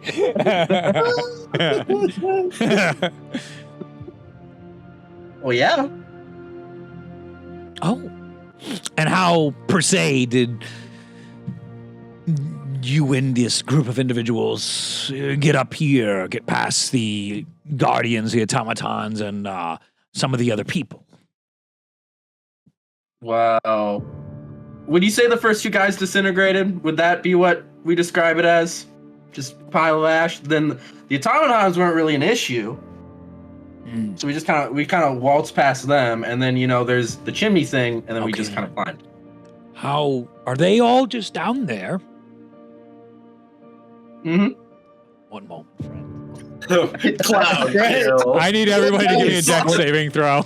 He is selling us out. There's somebody else there because Cecil's still up there and can like see all this. So he's like Yes. telepathically like being like, "Yo, there's Yeah. someone else here." It's like Yes. he's selling us out. Leo- He's a yeah, little Leo- traitor. If I kill everybody else, I'm not the first one to die. It's Derek's sitting there like, no, he wouldn't sell us out. So to if, stuff. No, he is. if he's in the I'm telling process you of right selling us now. out, can we do something? Oh God, that's a 2.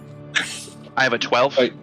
You said Dexter. Well, wait. We're gonna wait on the dex saving throws because Drew, I forgot about his familiar in the room. So Nier can tell the group, and you guys can try and figure out what you want to do in one turn. So you guys have one turn before, it's kind of metagaming. You know something's about to happen. So try to role play like how your characters would be in this moment of what do you mean he's selling out type of deal, and act how you think they would naturally go from this new information that Nier has brought the group.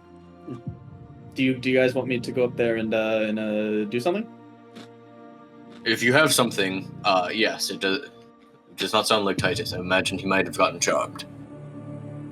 So Ash would like to go to the other entrance the guy went in, or whatever. Titus went in. Yep. And he's just gonna look up. I'd like to Misty step into the room if I can. Yeah, okay, you can do that in a turn. What does everybody else do? Okay. Bonus action.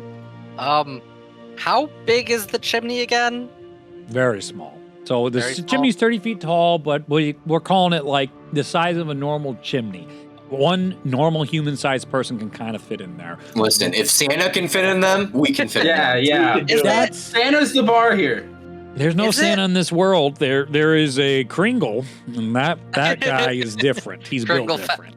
Would it be possible after the wizardy one disappears to try and parkour my way up the wall inside? Yeah. Sure. I'm gonna attempt it's just the to Give me three an of us athletics now. check on that. So is Ash in the room now? Not yet. Calm down. Not yet. Calm And I will down. say for the people downstairs, the way the Misty Step looks for you guys, it's almost like the best way I can describe it is: have you seen the fast travel in Breath of the Wild where Link gets unraveled from existence? Ah, It's like that, but green. It's like That's very green. unsettling. Yeah, he gets unraveled and then re-raveled. It's fine. It's Well, we don't see it's re-raveled. All we see Yeah, is he you gets get unraveled. Yeah. a Yeah, he's 15 just- athletics. Okay. that man is dead. I'm just picturing it like Loki season 2. Yeah. What's up? That's pretty close. I mean, the that's pretty close. spaghettification. Pretty good. Yeah, it's Alright. pretty. It's except it's like green. It's this interesting green color. So you Misty step to the top. As you're climbing and parkouring your way up, you are able to see at the last second a bearded individual peer over, see you with a big hand of fire in his hand. Shit! Just throws it down. I need everybody but Ash and Titus now to give me those deck saving throws. I have a Okay. question. I was gonna try and climb. Advantage for Hunter's character because he is further away. Okay, I have a question Yeah. that comes down to kind of combat rules here because the Misty Step's a bonus action. Yeah. If this guy was standing looking over the hole, could I shove him into it I mean, when I get up after there? the fire, yeah. Okay, because I just didn't. I didn't know how it would work because I know Misty Step is a bonus action, so then you can action shove. Oh, you went to the other side of the room, right? Yeah, exactly. Yeah. So like, if he was looking down the hole, I would have been behind him and could just go yeet. How big is the room? Because you moved over to the other side, Misty stepped up, I don't know. and then you would have to go across he the said room. that there was Yeah. two. Yeah, that's a good But- point. That's a good point. Right, you That's might have a used all your 27. movement. I'm calling it 10 feet. So you probably Yeah. can walk the distance over Yeah, to him. but 10 if feet you there, want him to Misty do the step up fireball 10 thing feet first, over, it's whatever. shove action. You wanted to Kentucky Fry his ass, Yeah, didn't you? if you just want to do the fireball first, it's whatever. I Yeah, just was we gonna try to are, do but it. we're getting there. Okay. Yeah, I previously rolled a 12 on my deck save before Yeah, we you did can- the turn stuff. You can keep that if you want. Okay. I don't want to, but I will. Sounds good to me, buddy. I rolled low on the deck save. Can you I believe heard that? it too from you. Campaign to campaign. You never change, friendo. Listen, it's my bit. Hunter? I I got a 27. Okay, yeah. All right. Holy shit! All right, Far. Fuck you. And now for I got a 13. a 15. Okay. So you 13. save the two up top from 15. You guys save. The other two fail. A failure is going to take 20 points of fire damage. Half as much on a save. That'll be 10 points of fire damage. Then you go behind. Go ahead and give me a shove action, which would be a strength check. Oh boy! With advantage, because he doesn't know you're there. Oh, thank God! With advantage, it's still not going to be pretty. Okay, it's better. 14. Oh! Oh! As you dodge and barely, you take a little bit of the heat and you're like, whatever. Oh! He just falls down, snaps his neck, burns a little bit. I kind of dodge out of the way, like, holy fuck. What? And Why you did look you up kill and you him? see Ash there, and the charm fades from you, Titus. Oh. Well, that's a dead body. Ash looks at Hunter's character clambering on the wall, and she goes, "Oh, I didn't know you were there. I'm terribly sorry." I about just kind that." of just mask staring at Yeah, him. yeah. And as he's staring, do you speak? Do you I'm do gonna anything? turn back and start climbing up the wall. Okay. Okay. Could somebody tie the rope?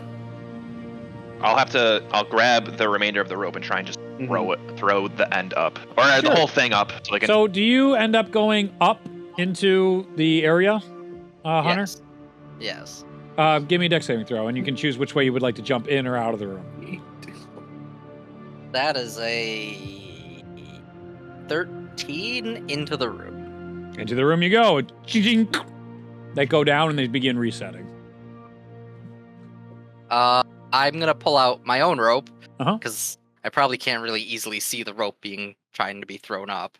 So Uh-huh. I'm gonna put my own. I'm gonna put my own rope Okay. down as they're resetting, Okay. and then I'll tie it to one of the automaton's legs, I guess, Okay. as they're Theric- still resetting. Theric will climb up one of the ropes. what should we do with this guy? Actually, hold on. Before Theric comes back down. Is he alive? Ooh. Dead people make those noises, and he's fine. I'm gonna prop him up. Yep. You hear a lot of cracks that you shouldn't when you don't move a person that falls with a head injury. No. or a spine injury. Listen closely. I am a healer, so I can alleviate the pain you're feeling. But first, you owe all of us an explanation on what the hell is going on here. You see he begins to shake his head a little bit and then bites something and he turns to dust. Well, that's just suicide. Okay. You have What a did cloak you do now. to that man? You have one I didn't black do anything. cultist cloak in your hand. Is there anything inside the cloak, or is it just the cloak? Just the cloak. It doesn't smell Nice. great. He needed a shower. Okay, well. This might have been How bad does Nier look? On a scale, he's not too bad. He's probably fine. I'm gonna hit myself. Are you gonna take that cloak? That's Owen, a cool cloak. Owen looks terrible. You can have it. Yes. I will hit Owen with a second level cure wounds before I go up. Before I resume going up. That's 14 points of healing, All right. and then I'll hit myself with a level 1. I went from 7 to 21. So thank you. And I get 9. So, all right, Hunter, how are you looking? I look pretty beat up. Although it's hard to say overall my clothing. Ash is good, right? It's just Drew and Hunter that you're muted. You're definitely muted. Yes, I was. It's interesting that you're taking stock of that because everyone, like when everyone walked out and was like in the foyer room, everyone obviously had some damage from getting knocked out. Now that you think about it, Ash has no damage, which is weird how that could be. But yeah, he's looking fine. He's perfect. The traitor, get him! Get it. Hey, I go to Theric shove climbed- Ash. See, now Ash is looking down. I shove him. Uh, The cycle continues. this is familiar. Boy, this shoving thing seems really common in my past few sessions. Maybe there's a certain video game where shoving is a really important mechanic. That's why. Yeah. Here we go. That's why it's top of mind again. Wait, no, you jumped in the room, so Hunter, you're up here. I will give one cure or first level cure wounds to Hunter. Theric has now joined the top. Oh, you get 3 health. Dex saving throw, Theric. I was thinking I'd make a deck save first, baby. Ah, shit. In or out of the room. I'm coming in. Is this rope gonna? Yeah, could you guys stop cutting the rope? Oh, natural 19 for an 18. You get in there with ease. You're prepared. You know what's about to happen, and another rope gets cut. You guys are killing. Is there automatons on the other side, or Yeah. is it just this side? Yeah, there's 4 of them. Yeah. Well, Theric has his own rope, so he'll just hold it. He'll I'm just gonna hold it. I'm gonna shout. Can you guys just stop cutting the rope? It's not us. There's what I just He doesn't get there's it. there's automatons up here. Can you They're turn them cutting the off? rope. I'm gonna go up to the one on the left and I'm gonna shock and grasp it. That I doesn't will seem to say- have the effect that you were looking for. I just kinda, Does the rope get cut because it was tied to their legs? Yes, This because time. as he was climbing up, the rope itself is still having an angle just enough for them to be like, stop that. I'm going to gather this second rope for Okay. whoever it was. I Yep. know it's Hunter, but Yep. Does it seem like there's a way to turn off these automatons up here for those of us? I'll look around. Make an investigation check. How many investigation checks have we made this session? A lot. A lot. So is it me or Hunter who's making the I don't investigation? care. You guys. I can- did a 13. I had higher. But we can go with your It was 13. Juan then. Okay. With a 13, you notice you could probably just take the halberds out of their hands. They're not gonna stop you. I mean, I'm just I gonna thought take, about it. gonna But take it out. Derek will What? die and do the same. there's 4 halberds you guys may add to your inventory if you so choose. free stuff to sell. And now your ropes are unimpeded to be cut. All right, now Theric will let his down and Okay. let Nier and Owen come up. Okay. Oh, please, after you. Uh-oh. Okay. We've lost he's We've gone. lost him. He's dead. gone. He's He fell gone. he fell down He the was shot. hole. Oh no. The hole claims another victim. Since Nier has offered to go first, I guess I will bow my head and start climbing up the rope. Okie doke. You climb up the rope, and as soon as you get to the top, give me a dex saving throw. They're gonna give you a hearty slap to the face. That's a 13 plus 2 for a 15 total. Excellent. You dodge 2 metal gauntlets coming right at your face as you dodge into the room. The rope is not cut, and you don't get a smack in the fucking face. Can when Theric sees that they're still doing this, can I just like turn them away from the chimneys so they're like facing the wall? Yeah, go make a strength check for me. Not bad, Stream. I'm kind of good at strength as well. Could I assist? Sure. You can try on your own personal roll. What? Yeah, I was about to say I got a 10. A 10. Okay. You try and move, and you're a little embarrassed in front of your friends. You swear you're stronger than this, but these are really heavy and really well in place. That's a 13 plus 2 for 15 total. For how much total, sorry? 15 total. 15. You are struggling. You feel like you need a little more oomph to be able to move these. I thought you can this was tell gonna that be there easier. must be metal rods rooting them into the floor themselves and built in, so they're not supposed to be moved easily. So you're Guys, I not think able they're to anchored. move these per se, but that doesn't mean that you guys can't in some shape, way, or form creatively. It just They're, seems like anch- raw they're anchored in. strength isn't enough because they're built into the very walls and floors here.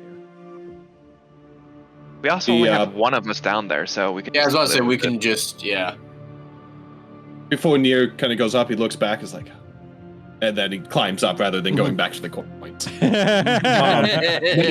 You get a little pop up notification in the top left. Everybody in the party approves. May I? I'm gonna try to advocate for an advantage on this dexterity, having Cecil see 5 other people get swung at, and kind of watching, okay, I know what's coming. Also, you're really small. Also, I'm really small. I have all the approval for that. That is makes complete logical sense to me. You have advantage. Good. 17. With ease. You undercut the funniness of you getting smacked down, but instead you enter the room like the hero you are, and you're able to dodge the smacks from the sentinels. You guys have found yourself up in this leisure room now. The one door is open, while we open ajar from where that one came through and charmed Titus, and the other one is closed. The one that is open is green, the one that is closed is the purple one from the banners I described earlier. Ash wants to kind of take stock of what the books are in here that you described. Is it literally like random assortment of books, or does it seem like to be a theme that these people might be interested There's in? a theme. that might- There's a clear philosophical theme in here. Very deep in science and magic, intrigue, some stuff about right and wrong, broad strokes about divinity, how the world works and such. So just cultish, as cultish as you can get. Well, that's a bit judgmental. It could just be But an organized accurate. religion. They've tried to kill us multiple times. The time for judgment is nigh. Well, in your experience, very culty. Very culty. Strange symbols, no clear religious people around here. If you had to be on the cult scale right now with your passive intelligence, 9 out of 10 chance it's a cult. Okay, noted. What about the one other? Okay, it's you. He's pointing at Theric.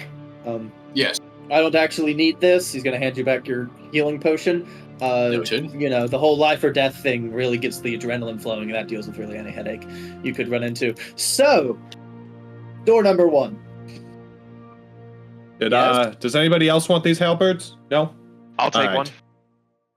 Too late, you. Too late. And he starts shoving them and doing something. I took one of them. I took the one True, I love this character. I want you to know This it's is- fantastic. No?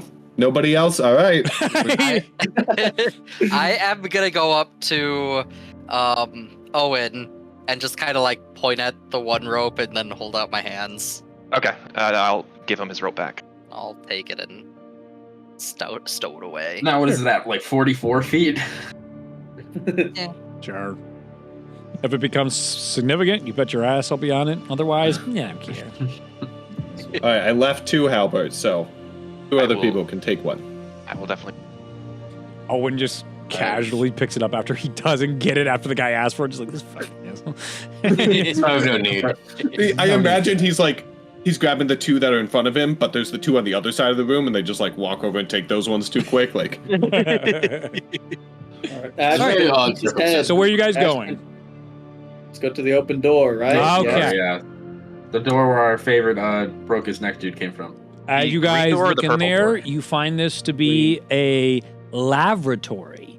There's a bath. This person was in the middle of probably showering or cleaning themselves God. when they must have heard all the commotion that was going on outside.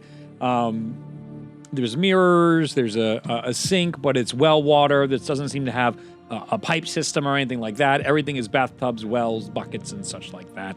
It is well lit inside here with an ambience of light, magic, and it's just chilling. But no another additional laboratory. Real weird. No. Bless you. You do. Why don't you, we? you hear a very slight chuckle from the mask. Ash turns and looks at you, so you can make noise. I just shake my head. I will Making make noise does by not the end of imply the today. ability to have speech. I whisper in Hunter's character's ear. I don't think he was joking. Does he? Okay, Alright. well, other room. Let's go that way. This is obviously The not purple the door? exit. Sure. You guys open the purple door? I'm not. I say Mage hand. Yeah. Okay. You mage hand the door, and it's locked. You've effectively scared us. Yeah, Good. you have done it. Excellent. The doors have been trapped, and B, it's purple. That double whammy. Double No, I whammy. don't care about purple. Purple. Don't be Purple, like that. man. Yeah. Anyways, We open the door and Rio's right there. Bam! yeah. Welcome to You Earth. you have the keys, I believe. Yep. Let's try key number 4. I'll Whoever's try got another. 'em. I'll try One to of the set a keys key. does indeed work. Unlock it. Wonderful, wonderful. Okay.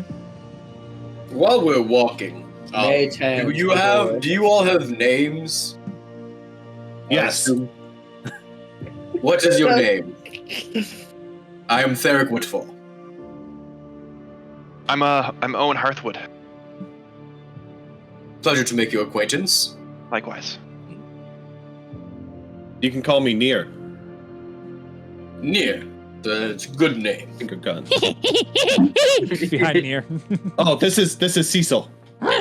Please. Right. Never seen a He creature has like good that. intentions. Mage, what is your name? if I may ask. Ash, we can do introductions once we're out of the cult belly of the cult beast, whatever. I was just walking and talking while we moved. We don't know what's in the next room, Nick. I'm waiting for you guys to do your bullshit before I describe the room. Yeah. As you guys just open the door and just start having a convo. It was Just a world, it was it's not a starting to bug me corridor. that like nobody There- knew there each could other's be- names. There could be a BBG in front of us and Nick Yeah, is doing you have introductions. no idea, yeah. Ash is peeking into the room. He has opened the door with Mage Hand. What does he see? Boxes. Loads and loads of boxes, and looks like a supply type of room. And there's 3 or 4 different homunculi with clipboards. Some of them flying around and other ones putting things, and you hear one being like,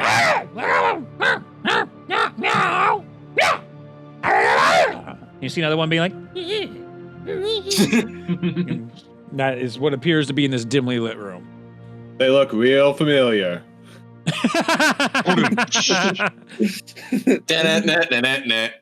Does it seem like we could maybe sneak around them, or just we're gonna have to interact with them if we go through this room? You can try sneaking. There seems to be a lot of boxes inside here, but maybe you do the old crouch and sneak around method, sneaking. You can't see a clear entrance or exit inside here or any windows or anything. You're still underground and sort of some sort of interior room. So Ash is gonna kind of pull the door back a little bit. Okay, so there's a bunch of boxes and some weird homunculi guys just walking around doing stuff. I think. Hey, Weird's a little rude. He's right here. I need to. Am I familiar with what a homunculus is? Yeah, it's right next to Drew. So yeah. Oh, okay. Listen, I am sure you are fantastic. These guys, if track records serve, will probably try to kill us like everyone else in this building. So maybe we should be a little quiet and try to sneak our way around. I say Drew's homunculus is trying to go through your pockets right now. Oh, not the yin and yang. Okay. What does he need to stop that? That's Stop. literally all you have to do. Correct. There is no roll needed. That's all you have to do. Hold on. Yes, listen, Goes back over to you, Nier, and he's just like. anyways, be quiet. I'm not exactly the most quiet, and I kind of point at my jingling metal armor. How about you and I stay closer to the back? Let I Titus believe in and you. You can do it. It's fine. Just believe in yourself. That's all you have to do. I'm already Or crossing you the might room. die. I'm gonna work Go on ahead and give me a clearing it stealth back. check as you're going. I like the idea that Ash is giving this pep talk and he just like sneaks around. Ash doesn't even notice. Yep. I'm gonna do the same. Yep. That's a 19. Yep, you're good. You're golden. Yeah.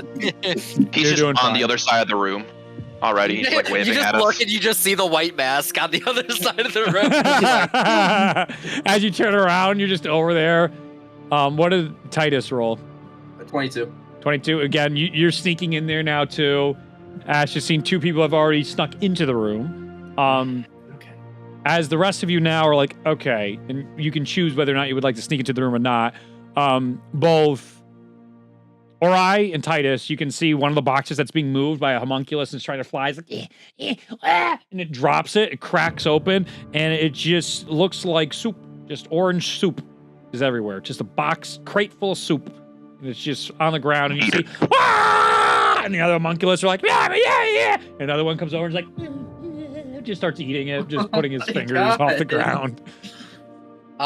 I'm gonna try. Can I see if I can crack open into one of the boxes right next to me to see what's in that?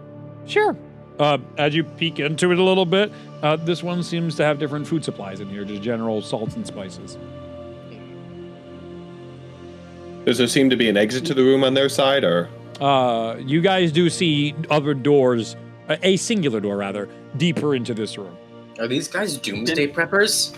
Ash is gonna start moving into the room. I need your stealth checks. I was waiting for you to ask me. I didn't just want to make one and say, "Well, here's a stealth check, DM." You didn't ask. How large does the room? How large does the room look?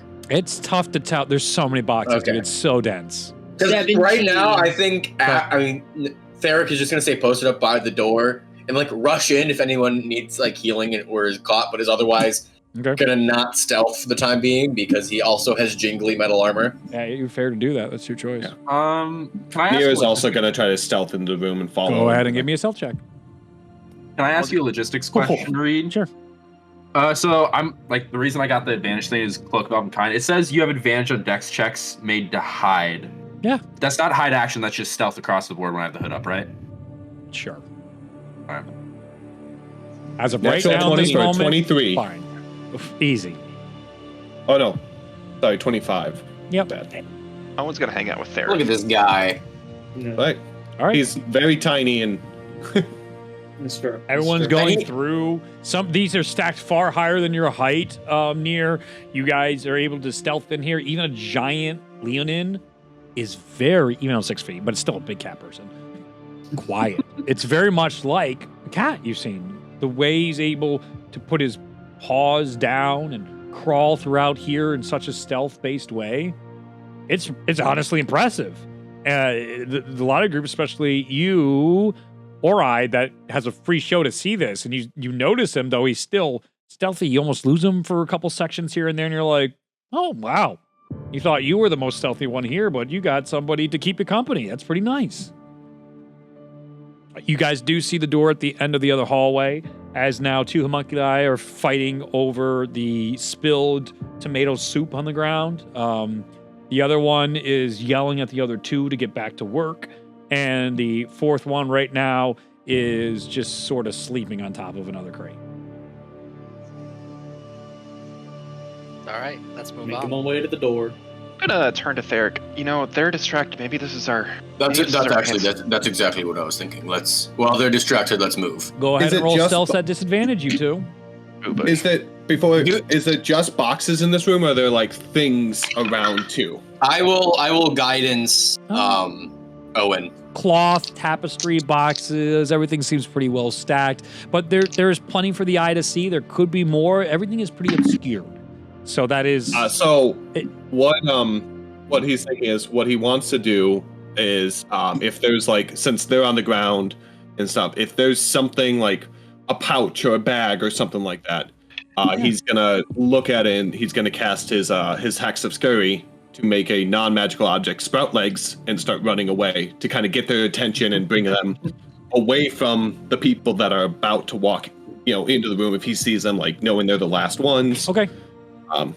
Does that cancel out our disadvantage? No, fuck you. Roll. Damn it. No. I already rolled it, so Yeah.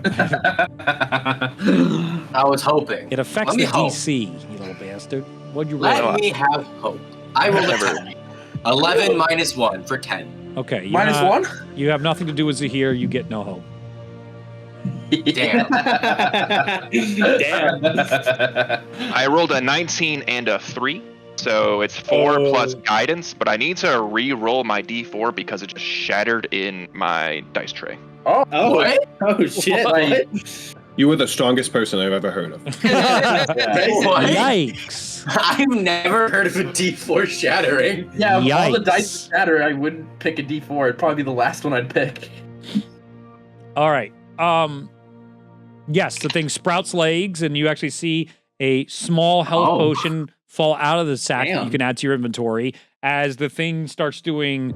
I doubt anybody saw this season of Rick and Morty recently, but there's like an emergency. Did you see where Rick has a clone body that he can put his soul back into, but it has to be alive, and so it goes into like alive mode without him because the Sasquatch is trying to murder it. Yes, this is great context. I was about to say, do you have any idea how insane this sounds? That's exactly why I'm describing it, because it was some of the funniest shit to me, because all it goes is his Rick body just going just stupidly dodging. It's on completely autopilot survival mode, and it's just running around trying not to die. And he does get kidnapped by the Pope. So go ahead and try and watch that episode. I recommend that one. Good lord. All right, my stealth is 7 total. 7 total. Okay.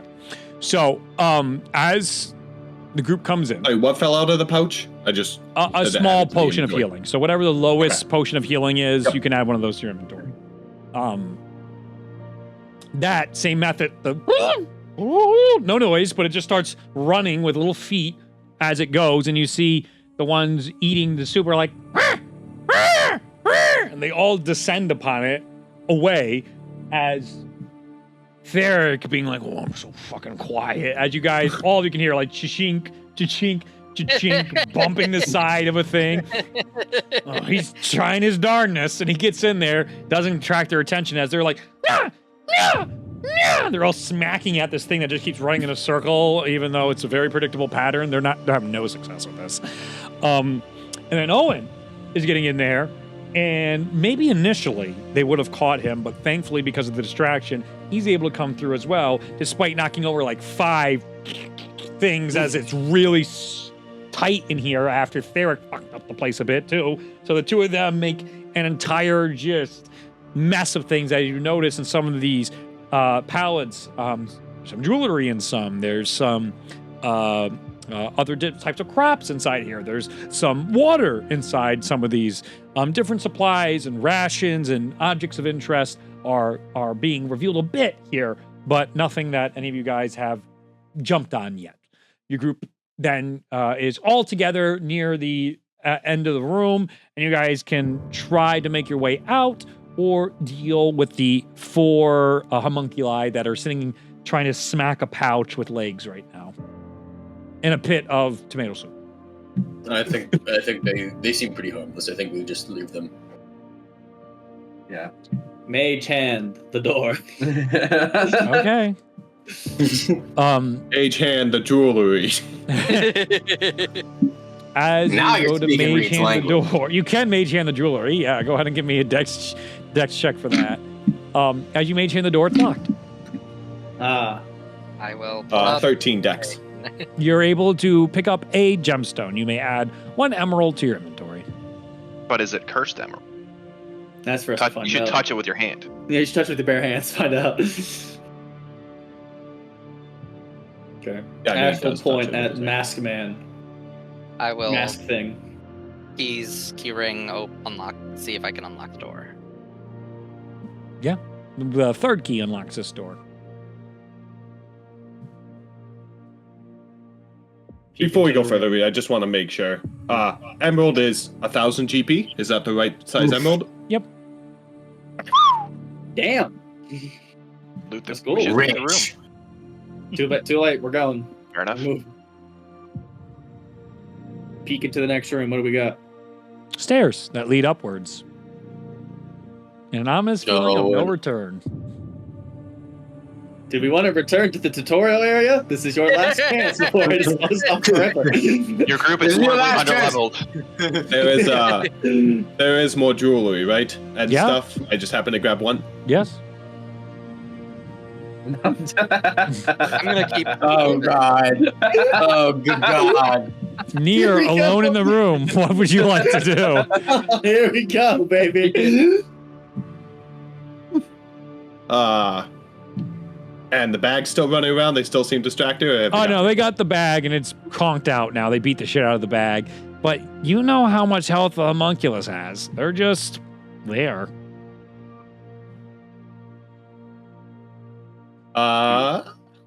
Choose violence. WWFD.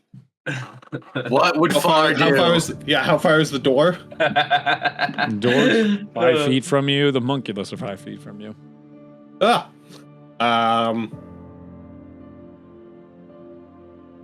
All right, he's gonna just leave. Okay. If it's just me in the room, I'm not dealing with 4 of them descending right away. So. Okay. The rest of you see near trail behind quite a bit, and you're like, oh, geez, we almost lost him there. As you guys ascend the staircases, you find yourselves at yet another door. The ultimate enemy of D&D. Yep. Not Mage bad. hand the door. There you go. He's doing it this Okay. time. You mage hand the door. It is locked. I'll use the 4th key. 3, 4. It opens. And with that, we'll take our first break. All right. All right. This is very interesting. I love Just do better. all right, we're back. as you guys go up the stairs and open into the room, you find yourself staring at what looks to be a artifice workroom. It's not so much a laboratory like the other ones you've seen. It's more. Are you seeing that with my camera? Yeah. Yeah. Where it's flickering. Poltergeist, That's man. Buckle up. It might be You one are of the. haunted. I think it's the light, not your camera. Yeah. Okay. Distracted me. Anyway, yes, Drew did change his shirt just to spite me. So the initiative of the next bad guy is going up by 10. I have the exact same shirt in my closet I could go put on. We're going to find out, Bucko. Oh, let's not do this today, please. What you see in front of you is 2 metal humanoid-sized constructs and 1 large gargantuan-sized construct with 4 arms, 2 of which are holding long swords. Blocked off is a entire mage station that you can see underneath it is where that green mist from the bottom was flowing up into, and it is being pooled together and siphoned into this artifice ore type of machine. Standing up top is a mage that is standing waiting for you all. Looking at your group, the mage goes, so this is what all the noise has been about. Just 6 survivors, I can tell. Nothing but idiots do I employ. Well, good luck dying. I'm going to enjoy looting your bodies afterwards. I have much better things to do. Good day. And we are going to enter initiative.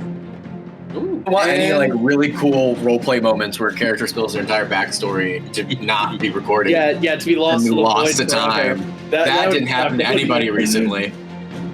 This is not a call-out post for you, Reed. This is a call-out post for my campaign. It's a call out for my campaign.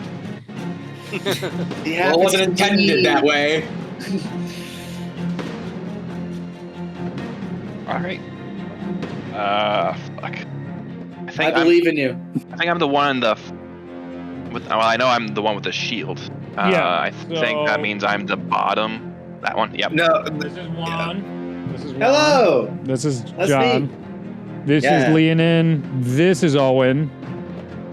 This is Theric. This is Bar's character, I think. Drew. He's way Near's taller than he character. should be. That's why you were throwing me off. Your character looks gigantic. Well, because he'll be tall. Yeah, He he'll be there. changes.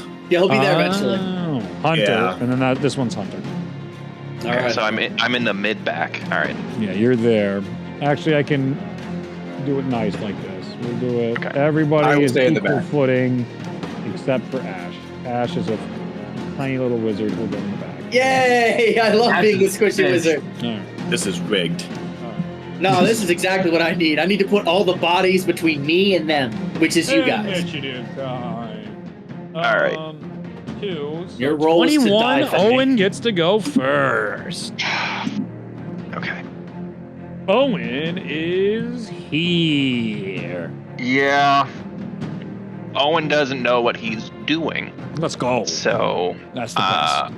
he's going to grab his new halberd, Yeah, walk up to the multi-armed guy, you got it.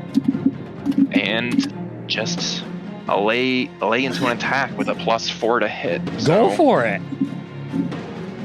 And if it hits, he's going to do a disarming strike. Ooh! Do it. Cool. You won't. Cool. Coward. I probably won't because my DC on that is like 12. Okay. And I also rolled a 2, so Okay. so for a 6 total. Okay. For 6 total, you go up to the giant hulking mass here of this construct golem. And you take the halberd, and you're not really used to it. It's something that you were initially like, okay, I could probably, and it's a 2-handed, and as you go to try and smack into the halberd into it, it just takes one of its free arms and just grabs the halberd and just shoves you back with it. And you're just like, okay, I didn't mean to, a little embarrassing. Regroup. Yeah. I tried using it like my pike, but I gotta use it as a slash. Is it too soon to do an action surge? Feels like it's too soon to do an action surge, but you know what? It's your character, baby. Yeah, Do it's what your you life. want. Live it. Go Let's for go. it.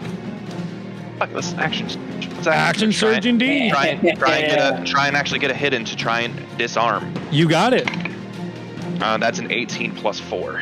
That hits. That'll be a 2d10, and I'm going to do the disarming strike superiority.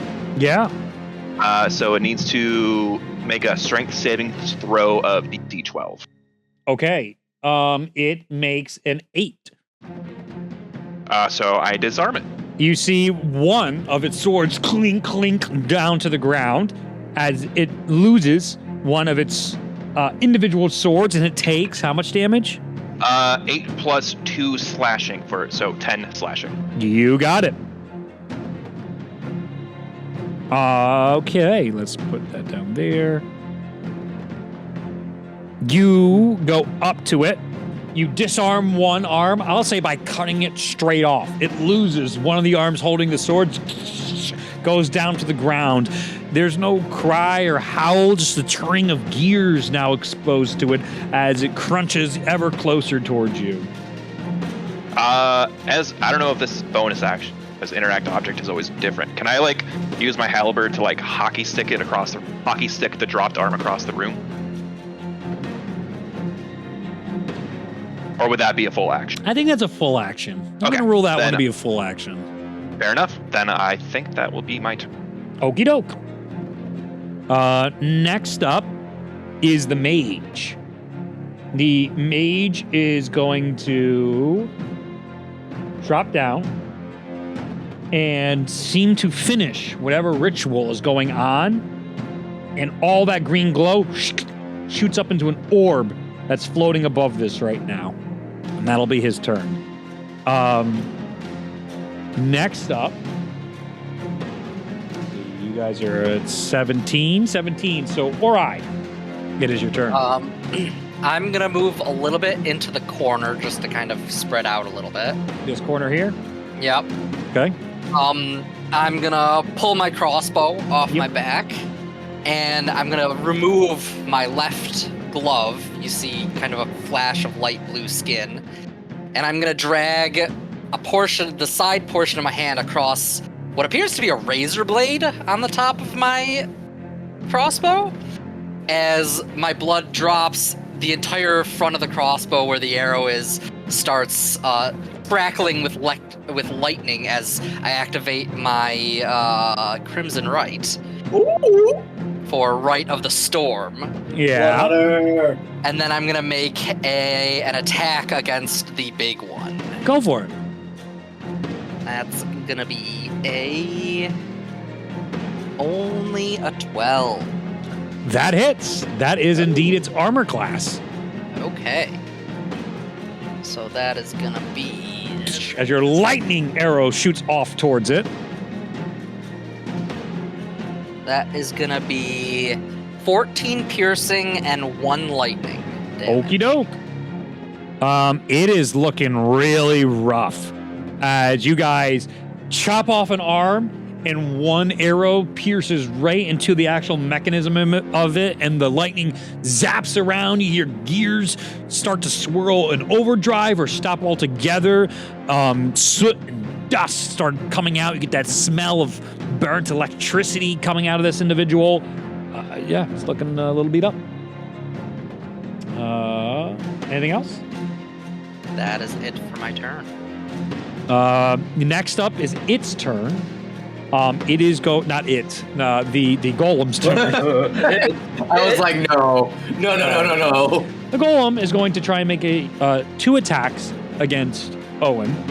The first, he's going to try and grapple him. So this is going to be a acrobatics against his strength, some shit like that. It can be.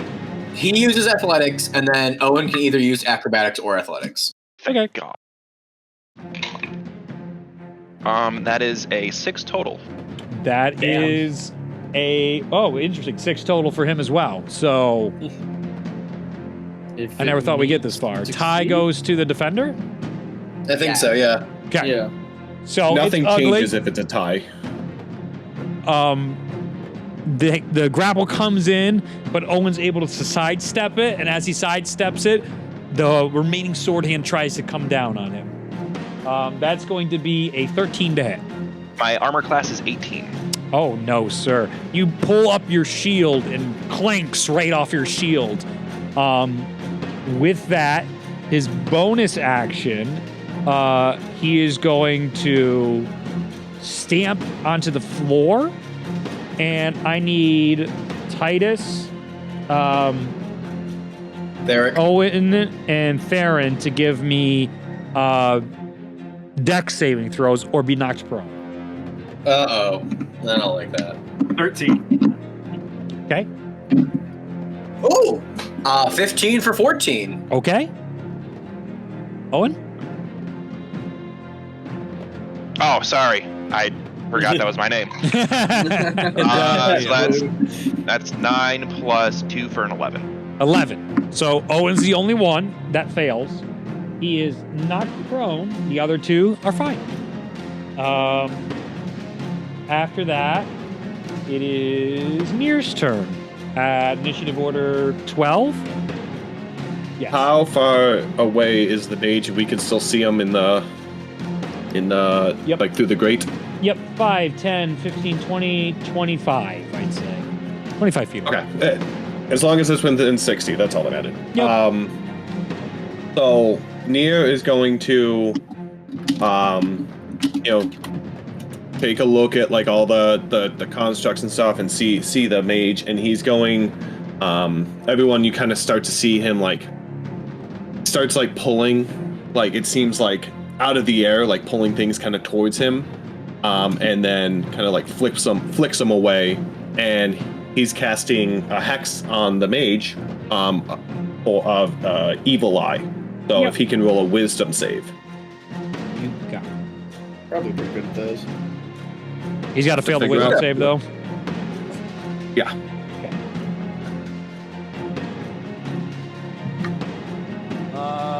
That is a 4. Damn. Yeah, that's a foul. So Yep. he is frightened until the end of my next turn. Okay. And then Nir's gonna kind of move behind, kind of to the back right, like next to Ash. Nope, other way. Sorry, back left then. Yeah, kind of fair. just away, to be kind of in the corner. Boy, it's and like we'll I've scared use my his- players from clumping up in the past campaign.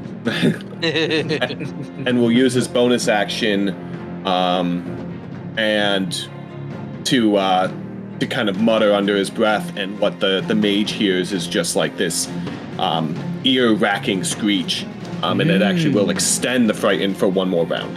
Okay. What I would like to change inside in our D&D games is a frightened condition knocks your movement to 0, like it does in Baldur's Gate 3. So Perfect. Going forward, that is how I'm going to do it. And in addition to, you can't get closer to the thing you're frightened.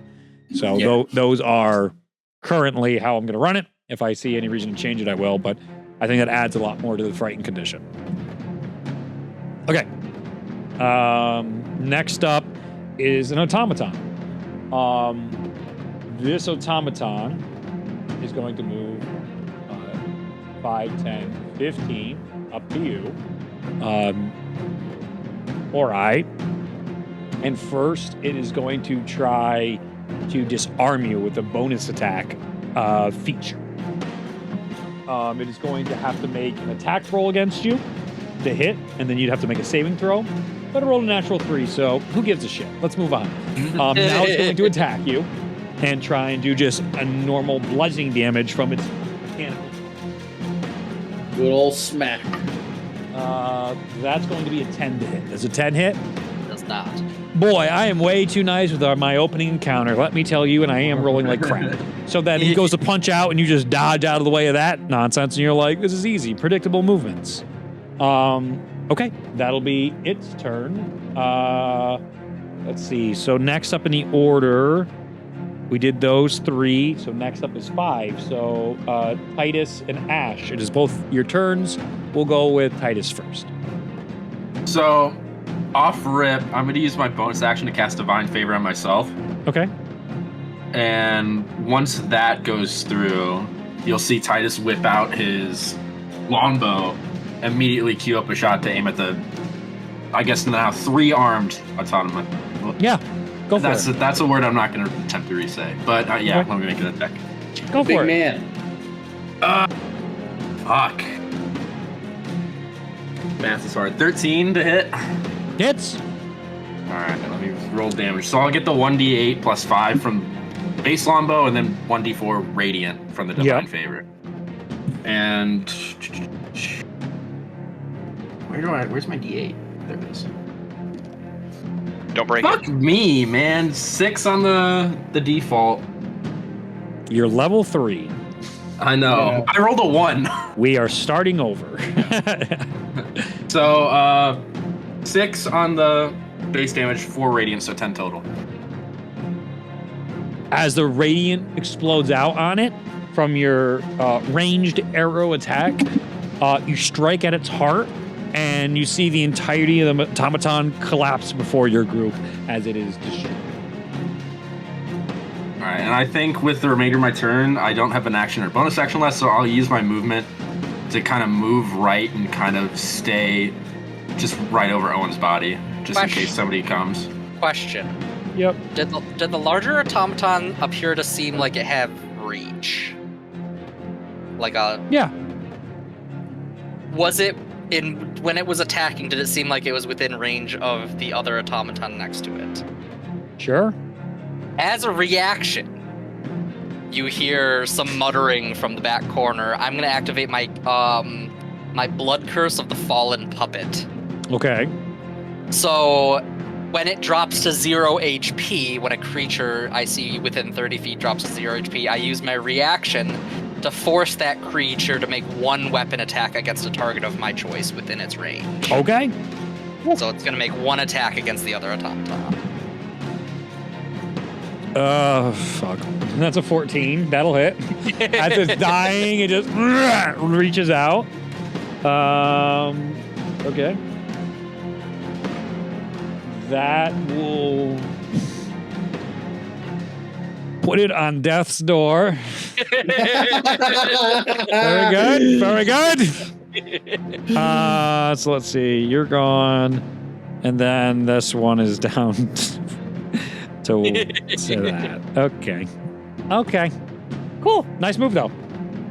As your blood magic infuses into it, causing this last grasp, this automaton clashes into the other one, and half of its body nearly gets just cleaved in half, but then the sword stays in it, and the automaton just lifts the giant longsword and just throws it over to the side out of it, as its body is basically almost cleaved in half, but still functioning. Jeez. Ash, it's your turn. Ash would like to try to move. How much diagonal movement can he make it from where he is to, like, that space to where he's in the grate? Like, to where he's kind of behind those bars, or do those bars go fully across the room? Like, kind of how there's that L shape, could he get to the end of it on the other side of that light thing? Here? Opposite end. Here? Like, diagonal from where he is. Yeah, basically right there. Is he able to? Is there enough movement 10, there? 15, 20, 25, 30 get you there. That'll be close enough. That'll be, he'll make that movement. And he sees that we now have, that big guy's down. There's the 2 other automatons that seem to be doing, and we've got the wizard in there. I'm gonna try to cast Scorching Ray. Okay. And hit 1 against each of the 3 targets. What target? Oh, yeah, these 3. Yep. Yeah, Sure. all the 3 people left. Okay. Yep. So we'll do that. I'm gonna just roll the hit, and then we'll see what hits. 6. Where's my other? There we go. All right. So against the first automaton, we've got a 11. Nope. Does not hit. Does not hit. For the second one, a 20. Hits. And then the scary, annoying mage man, natural 20. Hits. Critical. All right. Pretty sick. So 2 hit out of the 3, which is pretty sick. So then 2d6 fire damage. So the automaton is going to take 6 fire damage. Which one? We'll say, let's do the one that already got hit. Okay, this one? Yeah. That Scorching Ray will hit, and it will melt to the ground in front of Titus as it goes forward and is just going to parts and dying. And then we're going to roll that other damage on Mr. Oh, good lord. 18 fire damage to the mage. Damn. So Ash kind of steps over and sees that these 3 are what's currently left after Owen and the masked individual take care, or pretty short work, and Titus, of the big guy. Yeah. And he pulls out his hand and he it's all, the way I can describe it, it's like he moves his hands in this really weird motion where you see these 3 green balls of thread start floating on his hands, and he taps each of them a third time each, and they all start glowing orange, and he flicks them off of his hands, and these balls of thread shoot out, and when they hit one of these, the automaton and the mage, they basically explode, and where all the threads hit, they get singed and burned. Except he misjudges one of the flicks and it goes wide. It's just, shit. We're fine. Cool. That's awesome. And then, yeah, that'll be that'll be his action. And we've got a good bonus action. Sit here. He's fine. There he is. Derek. All right. First question. Do I think Titus has a shot? Like, can Titus shoot at the mage? No. Okay. Though the bars of air, it seems they're too thin for an arrow without extreme precision. He would have 3/4 cover added to its AC. Okay. Well, to start, I will still cast Bless on myself, Titus, and Owen. So you guys can take a D4 on everything. Nice. That's my action. See if I have any bonus actions.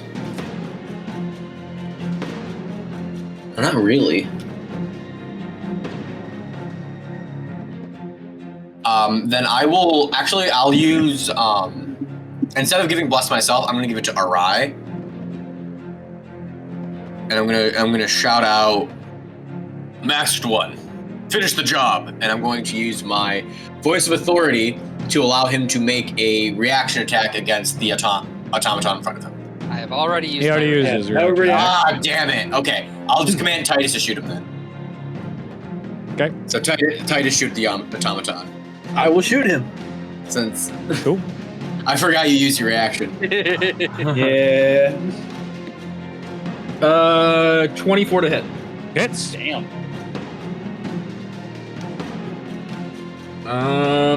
That's gonna be 13 base damage, and let me roll the d4. Okay. So 13 piercing, 3 radiant, so 16 total. Your arrow pierces right through its head, crashes to the ground as its inner workings and the motherboard, whatever its main processor chip, gets smashed into the wall and is pinned there as it goes down. Top of the order. It is Owen's turn. All right. I'm going to use half my movement to stand up. You got it.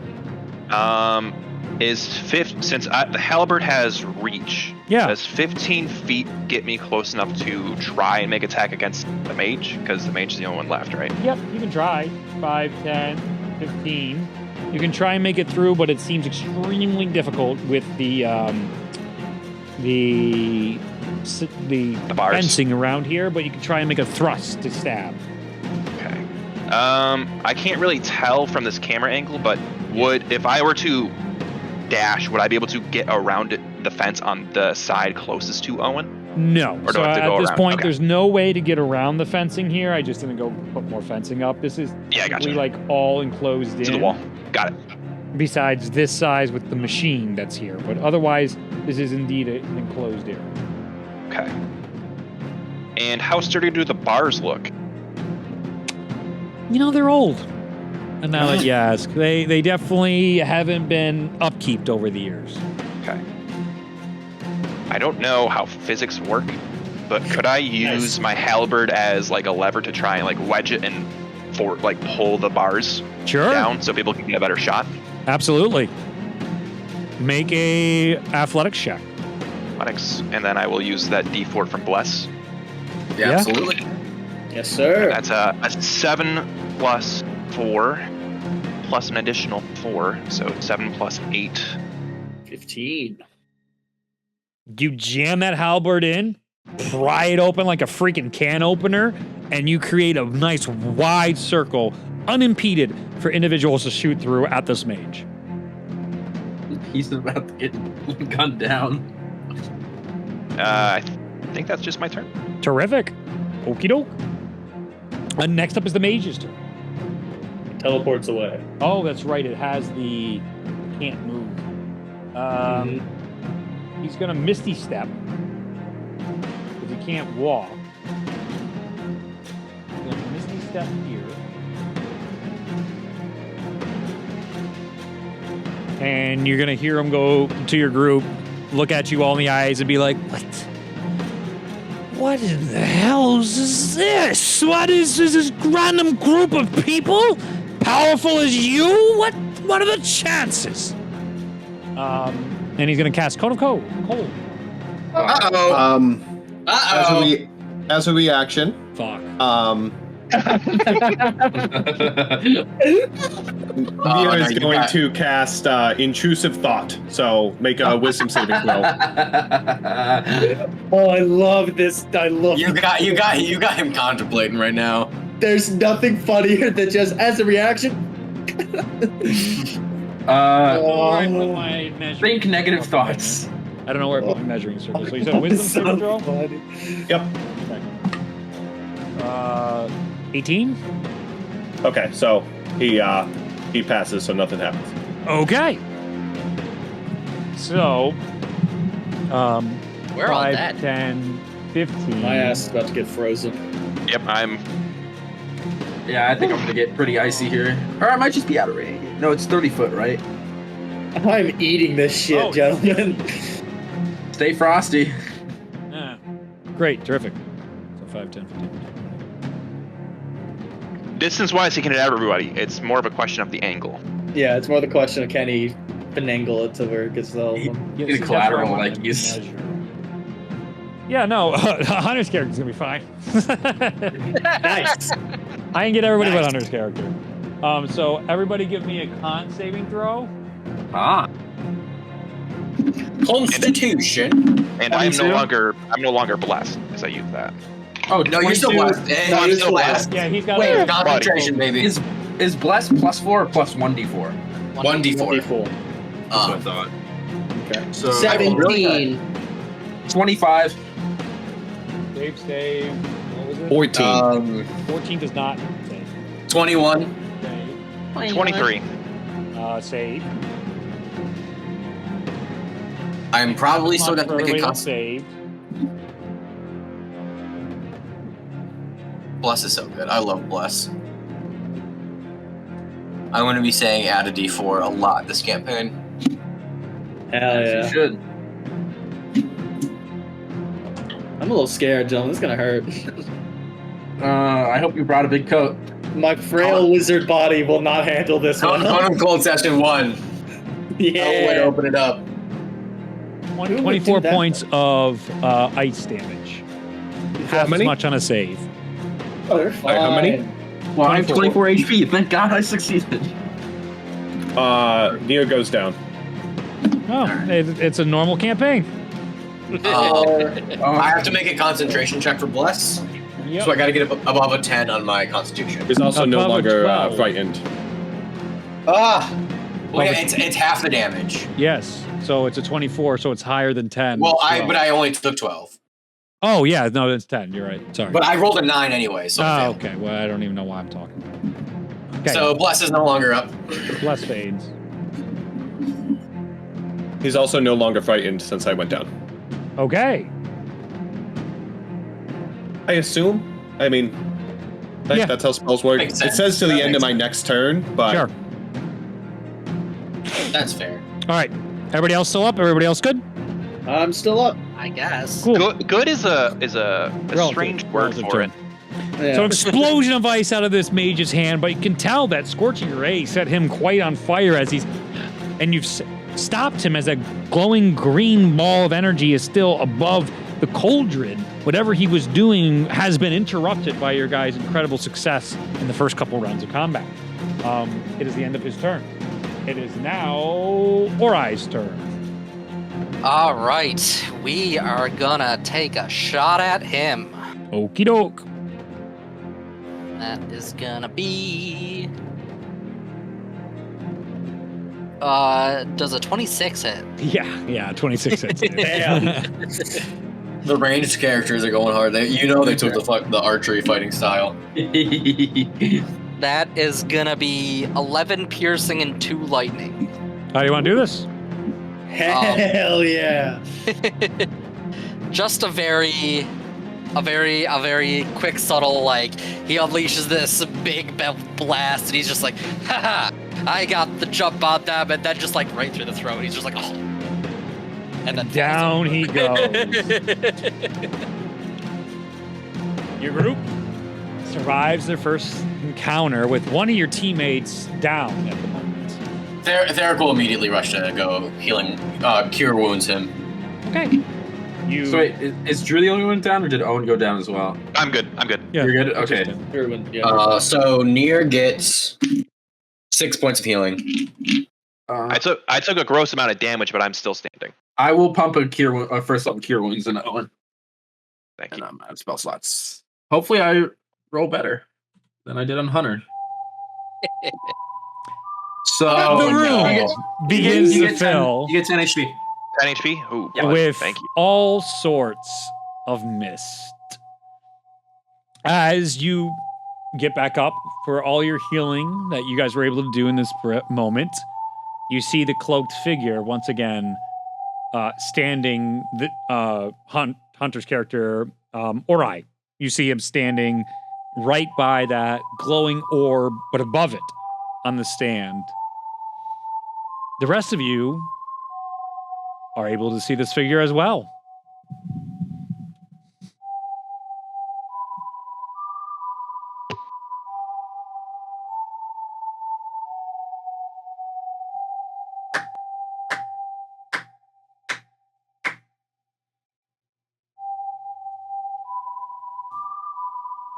Not bad. Not bad at all. You all seem pretty tired, exhausted. But what you did was commendable. How much do you think you have left in your tank?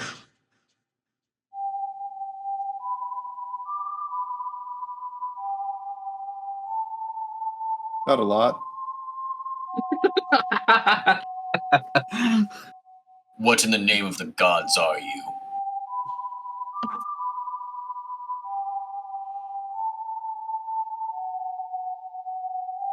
He begins walking down, and he almost like floats down, and then floats through the bars. And as he looks at the group, you just see those glowing white eyes.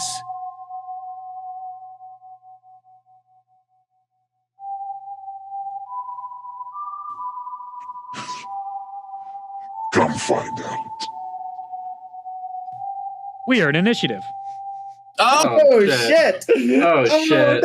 Hunter, what have you brought us into? What is this thing? Please stay down. Initiative 4. Oh. Fuck! I'm first again. God damn it. Again.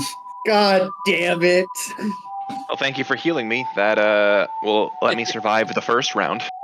Maybe. Okay. This is scary. Oh no, that mini's painted. That's not good. That means it's important. Let's just kill it. Well, it's Hunter's dad, so Ash didn't move. Ash was gonna stay there if he was allowed to.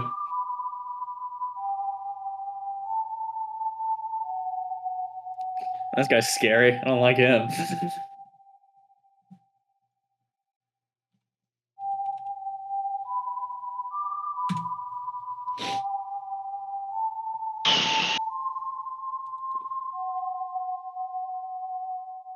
Adam, you talked a lot about Aztec death whistles. How does this death Yeah, how whistle do you- compare? Nothing compares to the Aztec death whistle.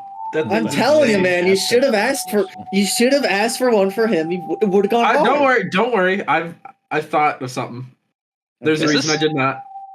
is this from Puss in Boots? Yes, Yeah, it was. Yeah, it's death. It's death. Yeah. This was That- part that- of Hunter's pitch for this Yeah. character. That was far more interesting to me. Yeah. You know what? I see the vision, yeah. Yeah, I see the vision. I get it. Even though I really don't, because there's so much that's not explained. No, Yeah, he's there's gonna kill us still all right now. So Many all right. holes.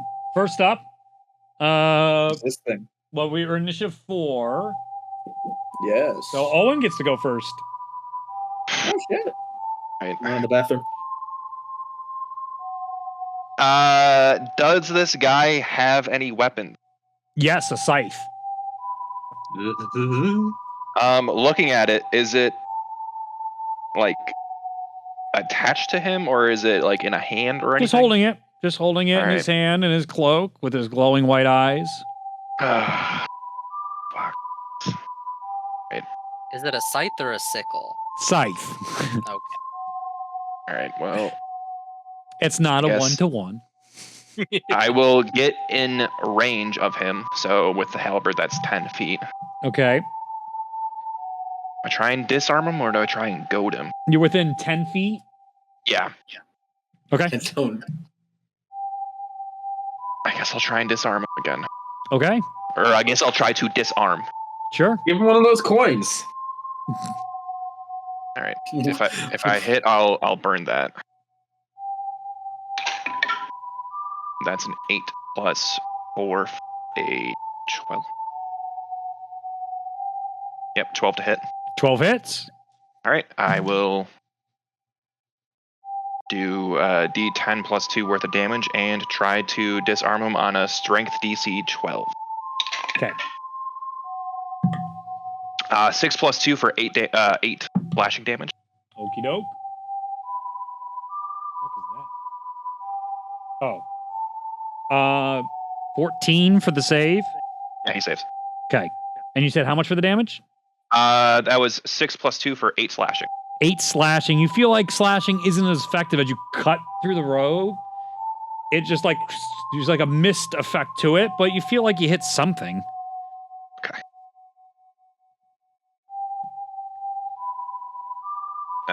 That is my turn. Okay. Oh, actually, Yeah. I'm going to second wind myself. That Good idea. feels. Yeah. Yeah, that's Great probably idea. That is a 10 plus 3 for 13 heat. Great. Ooh, nice. Good. It is now the stranger's turn. As Kills you. Nah, he's a friend. the stranger will use his bonus action as he disappears. Oh fuck. Oh. And then That's a nice. scythe will appear right by your neck. Ori, and almost Ori. Almost forced to have it. And he's going to make an attack against you. Oh no. And because of who you are, he gets to make it at advantage. All right. Nothing better than just. I rolled 2 ones in a row. Hey! Welcome back to D&D, folks. Welcome back to Zenya, baby. There's so many ones with this dice. I love my girlfriend so much, but holy fuck, is this dice been brutal to start this campaign with? My God. I don't know. I don't hate it. Is this the same one from Monday? I had 9 or 10 natural ones Monday, Yeah. It was bad. and 1 natural 20, which got silvery bombed. So it's not good. And tonight I rolled quite a few as well. I just amounted to nothing. Yeah, okay. But you do take 5 necrotic being within 5 feet of him. Oh, that's not fun. What? Ouch. That'll be it for his turn. It's gonna suck. That's fucking not cool. Okay. As he goes to pull the scythe across your neck, you instinctively dodge out of the way, like push him back a little bit, and you can hear. That wasn't And very next up in the family-friendly. order is Ori. Wow, look at that. Thematic. Yeah. Look at that. It's like poster. That's Writes nice. itself. Your turn, dude. Let's see. I think I am going to see if this works. Okay. I'm gonna try to shocking grasp him since Sure. he's in melee distance. Do it.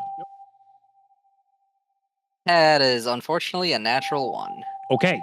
He is Dang. going to use an ability when you attack him. This is not a reaction. He is going to riposte. Interesting. Hey, that's almost my thing. Almost. That would be a unnatural 20. Oh. That will hit. He grabbed your face and he slams you into the ground prone, and you'll take 5 points of damage. Bludgeoning damage. That hurt.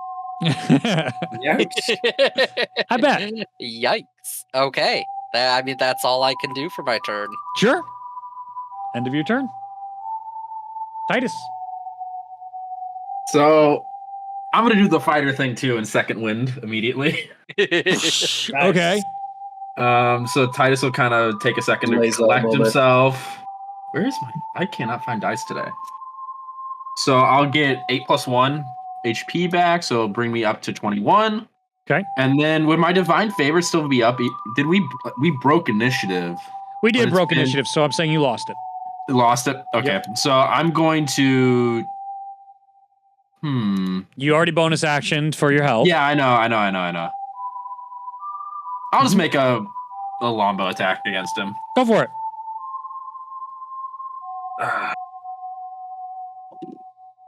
That would be a 24. Hits, for sure. If you said not hits, I would have been very scared. You guys already hit for less. Oh, that's true. So let me see. So that's going to be 9 piercing.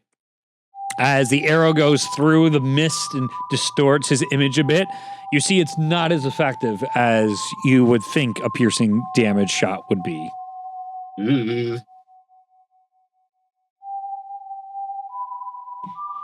Yeah, and then I think that's the end. I don't think. Okay. Next up, Nier. So I'm going to use a bonus action to drink a potion. Okay. That is allowed. Points of healing.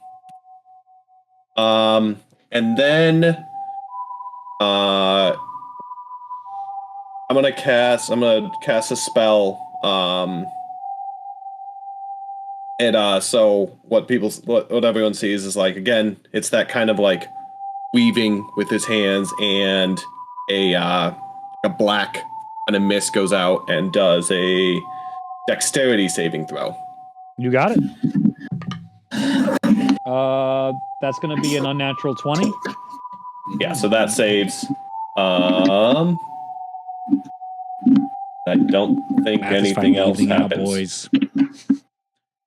Only took 10 natural ones. Question about the familiar. Yeah. I forgot him the first round and then I went down. But Yeah. is he in the room? Yes.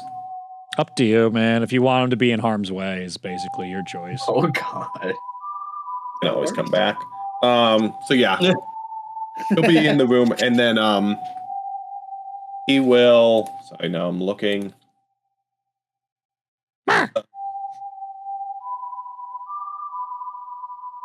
And he'll just kind of fly up, kind of in the air, maybe, away from people, but so kind of up in the middle of the room. That's it. So Okay. Ash. Ash wants to try to book it to the orb that the mage left. Okay. By the stadium. By the podium. 5, 10, 15, sneaking around the artifice machine. There's a floating orb. Okay, can he make a Arcana check or investigation or whatever you want to figure Arcana. out what the orb does? Sure. All right. Arcana it is. We are looking at a 17. Good roll. It sounds like 199 voices of people inside this orb. Oh. So That's fucked. Does it probably feel like something I should not touch? Tough to tell. You just know it's a glowing green orb right now, full of lots of voices. If the coins weren't worth touching, this probably isn't either. Now, gentlemen, Oh no. what if I just stabbed the orb with a knife? Okay, I'm okay with I'm that. just kidding. Was that an action, or do you want that to be a? Do you want that It's to be an fine. action form? I'll grant it at the moment. Okay. As in, it's not an action. I could do Not something an else. action. I'll give you a All right. bonus action for that investigation. All right. Arcana check, rather. I want to do a chill touch on this guy from the bars. It's 120-foot range. I think he's in 120 feet. Oh, 120. Yeah, that's fine. 120, yeah. Yeah, No, you no. said 20, and I was like, dude. No, I said 120. Yeah, you're good. Ash like sees everyone like focusing on this guy, and he takes the second to like kind of squeeze around the bars to that, and goes up to the orb and starts like looking at it, and he just hears these voices and just nope, I don't want to touch that. I don't like that. He turns and looks at this guy. Does a 19 hit? Absolutely. All right. 78. 4 cold damage. Okay. You notice the cold damage hits fine. There is no problem. It is effective. So Is it Ash, cold damage or necrotic? It's Yeah, I didn't think it was cold damage. Actually, you're right. I'm sorry. It's your Necrotic? I had a feeling it was necrotic. I didn't think it was cold. my mistake. It's Okay. called chill touch. That was on me. Yeah, I thought so because normally a necrotic hand comes out and goes, touch. Yeah. Well, the way Ash is gonna do it is he almost pulls up, just seemingly on the ground. You see these 4 strings almost descend into the ground as he pulls. Yeah. And these blue threads like shoot up from the ground under this guy and almost try to pull him down. Mm. And he gets hit with necrotic energy from these threads before they snap and fade away. That's awesome, but you realize he seems immune to necrotic damage. Yes, and he's just that didn't work. Oh no. Yep, bad. Don't like this guy. Derek. I'm gonna look at this robed individual standing and laughing over Arai. I keep on calling him Ariel for some reason, but whatever. Yeah. And I'm going to say, Can't be I know not your quarrel with this one, but I will not allow you to harm him until you explain yourself. And I'm going to cast Hold Person. Ooh. Okay. That is a Wisdom saving throw, or be paralyzed. Doesn't work. You need Oof. Old Person spell would not work for this type of entity. God. If I'm gonna be I a- take it I still burn it. If I'm going to be a stickler, no, it wouldn't be possible. You would go to try and Okay. cast it, and it would resist, so you wouldn't All right. burn it. But stickler for the old rules here. In that case, second level guiding bolt. Okay. Radiant, motherfucker. Die. That is a 14 to hit. Hits. Oh, Owen hit earlier with a 14, so ooh, pretty good numbers. Really good numbers, actually. 5. 12, 18, 22, 25 points of radiant damage. None of all that seems effective. He's looking real rough. Interesting. As the you do the what's guiding bolt? Yes. And it looks like when he shoots it out, it very much looks like the classic, like I'm shooting out a beam of energy, but it's this light, almost white orange color that is reminiscent of the sun. As it slams into him. Yes.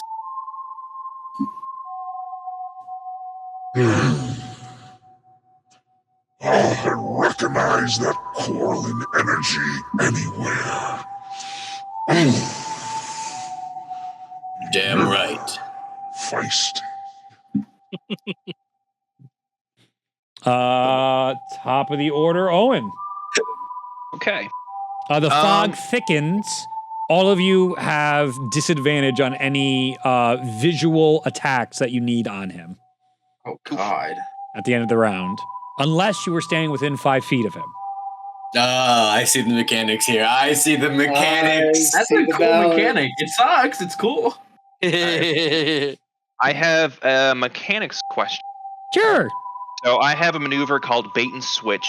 Okay. Where when I'm within 5 feet of a creature on my turn, I can use superiority die and switch places with them, provided I spend at least 5 feet and the creature is willing and isn't incapacitated.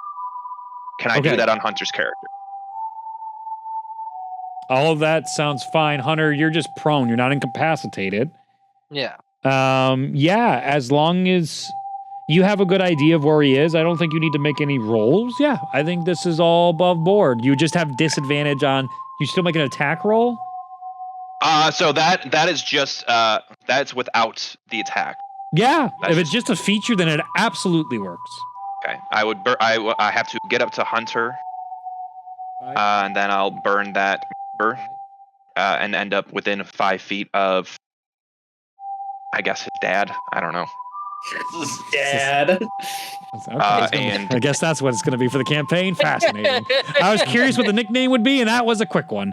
You take 5 points of necrotic within entering 5 feet of him. Here's hoping that a halberd attack can land on him. Go for it. Doesn't bait and switch add to your AC as well? Yeah, I'm pretty sure it does. I think bait and switch is just you or the creature gains a bonus AC equals. Yeah, I have to roll this. Yep. Yeah, that's why it's worth the die, so you can roll the die to see what you get.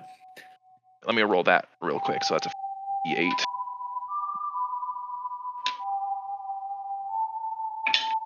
All right. Well, since it seems like it's going after Hunter, you have an additional 6 to your AC. Okay. So my attack is 18 plus. Okay, fair enough. That'll be that technically would be at advantage because guiding bolt. That's true. You know what? Oh, Fair roll enough. for the crit. That's important.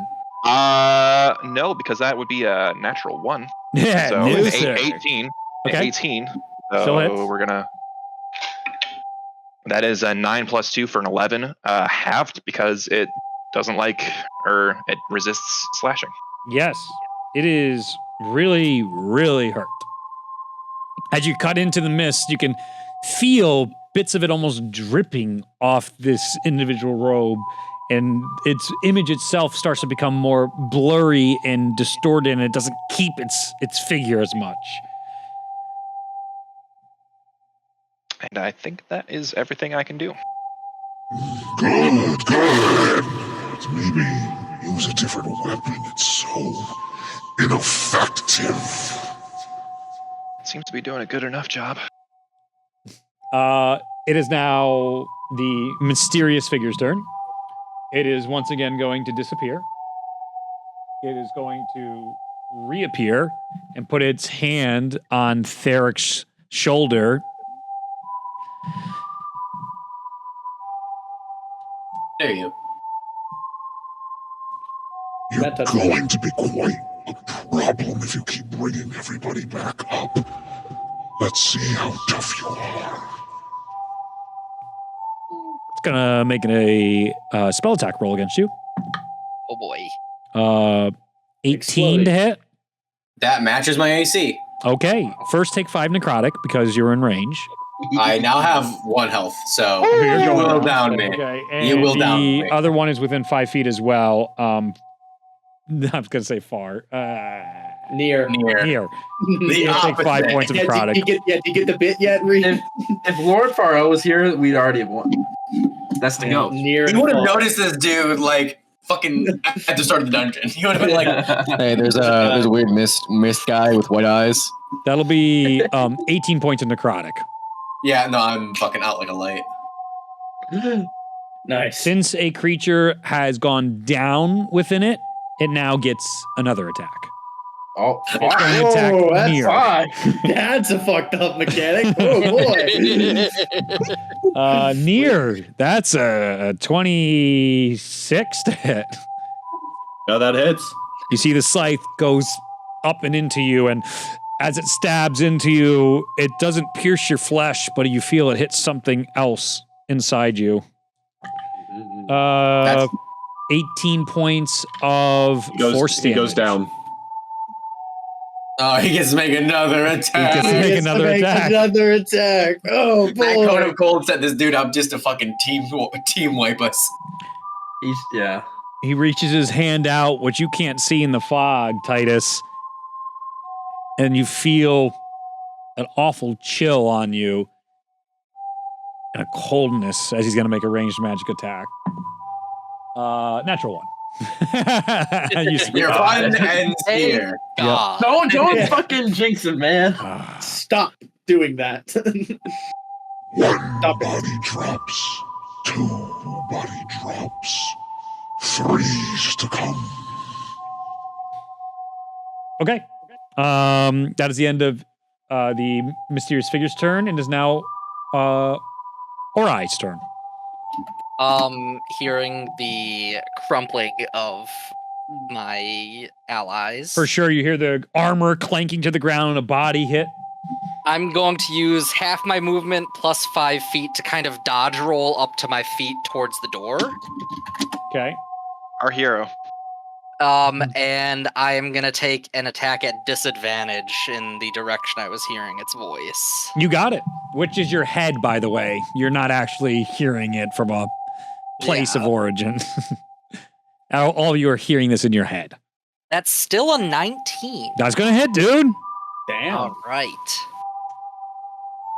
Still have my Crimson Right active. Feels thematically appropriate that he would hit. It does. So that is gonna be 15 magical piercing damage. Yes. While my right is active, plus 4 lightning. Okay. You get up, dodge roll, aim, take your shot, and as soon as it makes contact, the entire mist swallows up and disappears.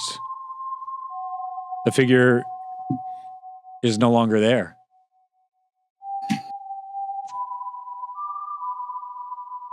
Excellent.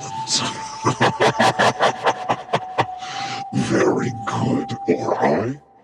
I'll see you soon. We're gonna And have the to kick figure's this guy's around the ass. sides of you, and he disappears. Everybody levels up. Yay! Oh. Do we get back up from that? Or I'm gonna are we still instantly run- making... You both Yeah. you stabilize. You're both at 1 Okay. HP. Damn, I didn't would expect instantly level go to up to 1. stabilize. Damn. Hunter, I was ready to fuck that dude's have day. you created a recurring villain that we're gonna have to beat the shit out of many times? Maybe. I see why Reed likes his character so much. Every so often, There's more that we haven't even touched on. every so often, Magic Man shows up and is like, "All right, kill me or die." It's like, "All right, boss, here we go." I guess. So we are stable. I'm just gonna put 3 successes. Level up. And you know what? That actually feels like a good place to leave off for the night. I'll just play some ambient music here for any last minute wrap up things you want to do, but you guys can continue to explore the end of this first dungeon. Yeah, we figure out who the fuck those people were. There's a lot. There's a lot of The stuff orb, to the do. orb's still there, right? What's that? Yeah, There's still a the down orb's still mage there that was murdered by one of you. I can't remember which. It was murdered by Hunter. Hunter. Hunter. Excellent. Hunter's done a lot of great kicking ass tonight. Can I pick up the disarmed sword and I guess the disarmed arm? Yeah, sure. Yeah. It's a Staring big. It's big like you. It's like a buster sword, so it's heavy. But I would say it would be a +2 sword, but it's like 100 pounds for your inventory. Oh God. And encumbrance does matter. Yeah, let me. Your boy has Warcaster now. Ash has been staring at this orb the whole time. Yeah. And so, like, he tried to turn back and help, and it didn't work. And he's like, and went back to the orb. And then, like, the mist thickened and then went away. And people are down, but they're also already stirring. So feels pretty confident they're probably fine. And he also doesn't have any healing. So, like, realistically, he can't do much. Like, that's just a fact. Okay. So he's gonna kind of hit a roadblock of, I don't like the voices in this orb. He's gonna walk over to the mage that died. We're gonna rummage through his pockets and see if he has anything that could help us understand what's going on. Sure. You do find a scroll of fireball on him. Oh, but yes. Yes. And you find 2 health potions. Oh. What kind of greatsword did you say?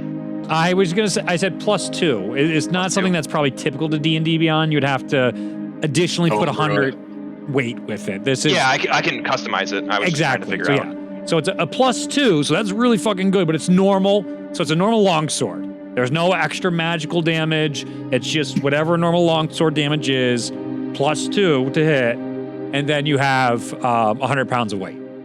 Okay. I love the commitment. You're just like, I need it. I've seen this before. Yes, so Ash is gonna hold up these 2 healing potions. Just go. This guy had some potions on him. You guys look, if we're better, beat the shit. There's no better way to say it. I'm pretty sure we're still unconscious. Here you go. No, you said you guys stabilized to 1 HP. We stabilized for 1. Okay, we're 1. Okay. Yes, I thought we were just not making death saves. No. That's my bad. So he will put them on the floor, point at them for them, and he's going back to the orb. He needs to figure out what's up with the orb. I'm just like kind of like hunched over my crossbow, just kind of taking a breath. Like, oh God.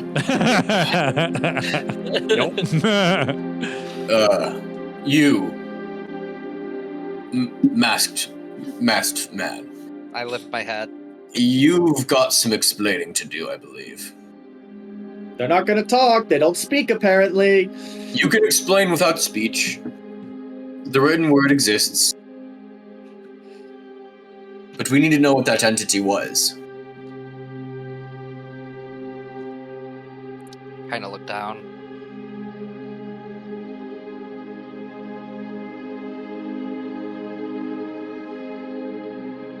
An omen. He speaks! I can speak. I just choosing not to because I don't know y'all. He has a southern accent. 1 per game, baby. 1 per game. It's just a phrase. Yeah, it's just a phrase. It's just a phrase. As Theric will like get to his feet and he'll down another healing potion. My name is Theric Whitfall. I introduce myself to the rest of the party. I'm a servant of Coralon and a bounty hunter on the side.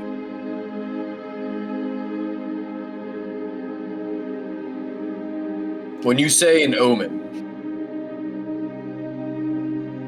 what does that mean? Omens usually don't take such a physically imposing form.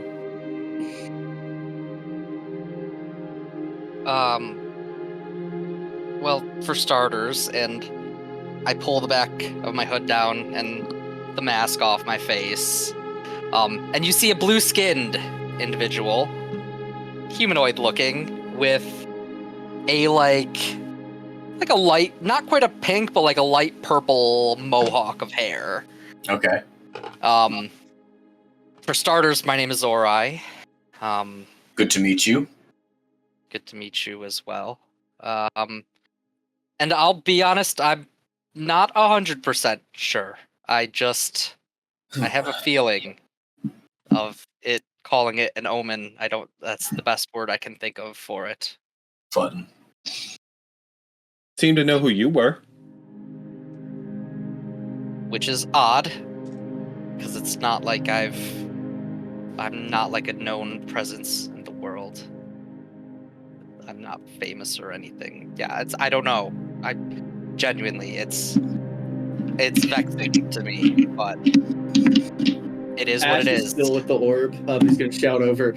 Typically, academically speaking, it is bad if you have any type of presence haunting you, let alone one that can take physical form and wants to kill you. Yeah, I would agree. Just historically speaking. Concerning.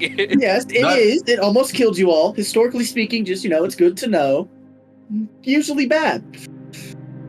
It mentions something about my family, so that's all I know is it has something to do with that. Ooh, bloodline curses. Those are also pretty bad. Usually worse. Because then it's time to get worse. Does anybody else want that healing potion? Just shouting that shit attention. from over by the orb as it echoes through the room. Yeah, he's still like... Or I just he's cross-armed listening to this shit. He's really feeling like poking the orb, but he keeps like getting real he's like, and then he shouts it over his shoulder without looking away because he keeps really thinking about it. I was wondering if I could...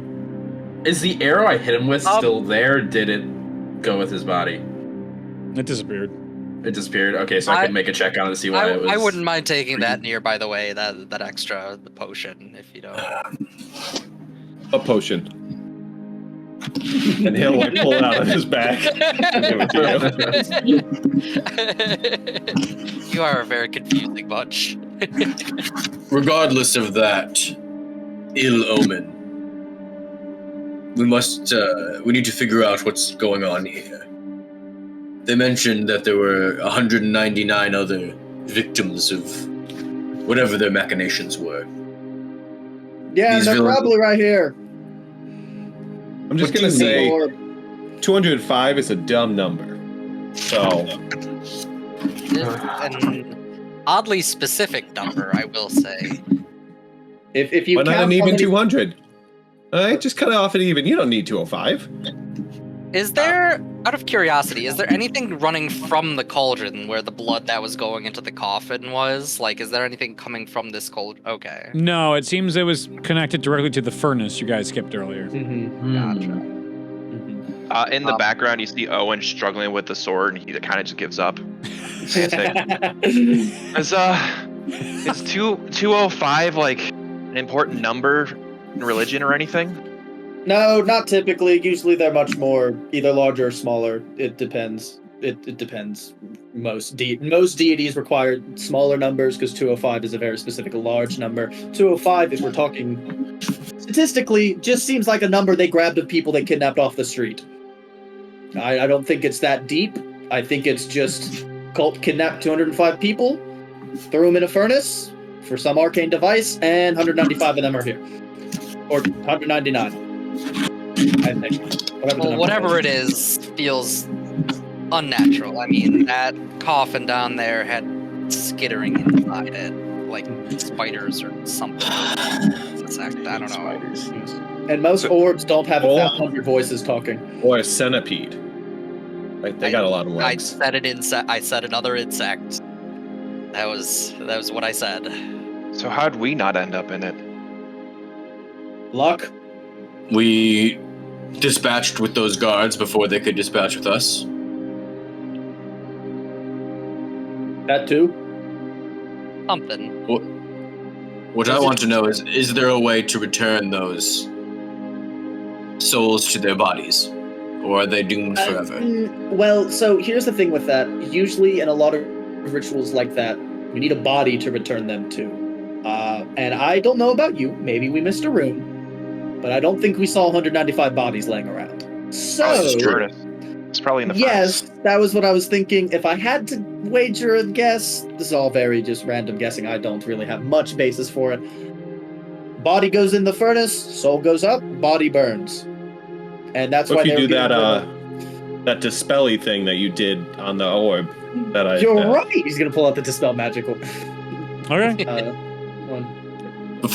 Before you do that. Disclaimer: kill them. That's on you. Well, I think at this point they're already as good as dead if anything goes wrong. So this might be seen as a mercy, or it might not. Before you do that, and Theric just does a quick prayer to Coralon and like asks that the souls be taken care of with mercy and humanity. Okay. But what if they're not human? Don't bring them back. In similar fashion, I'm just gonna whisper a few words under my breath, and you'll see me hold up a pendant of what appears to be a bird of some sort. A raven? Wow. Baltimore Raven. Open the scroll.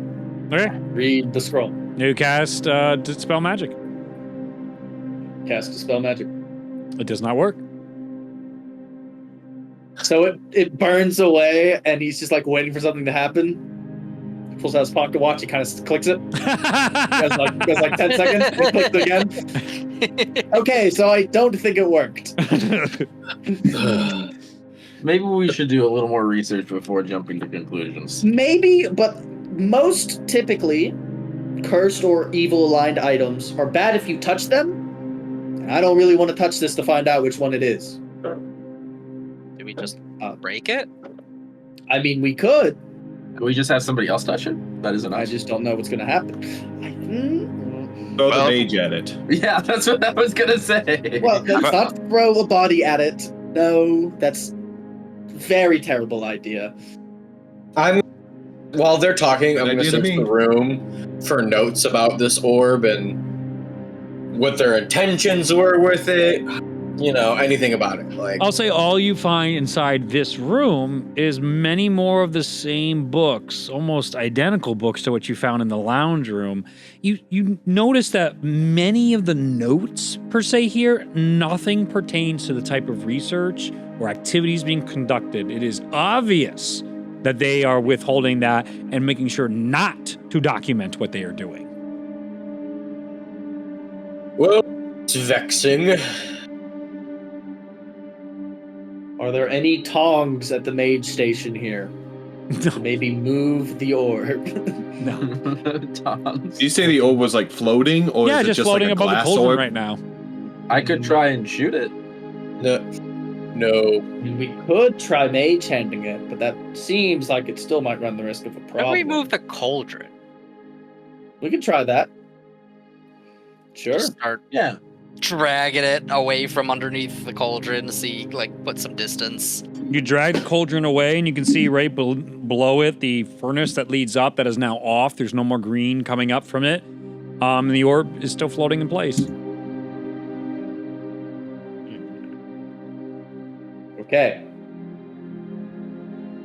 Let's see what happens if we try to move it with mage hand. That way we're not physically touching it. Ash is going to use mage hand to try to move it. You're able to move it. All right, we've got it. Still don't know how to dispel it, but Like at a least balloon. we have it. We Like, could move bring around it with us. We To- could bring it with us. an expert. We're bringing of it with some us. sort. You're holding on to it. Yeah, a wizard or a cleric, someone higher skilled than us at the moment.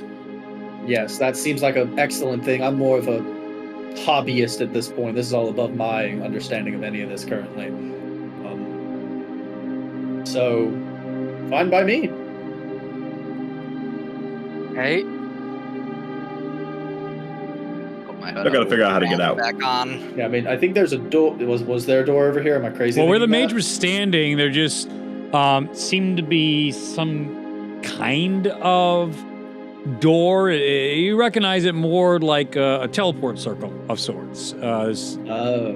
But it's not quite clear.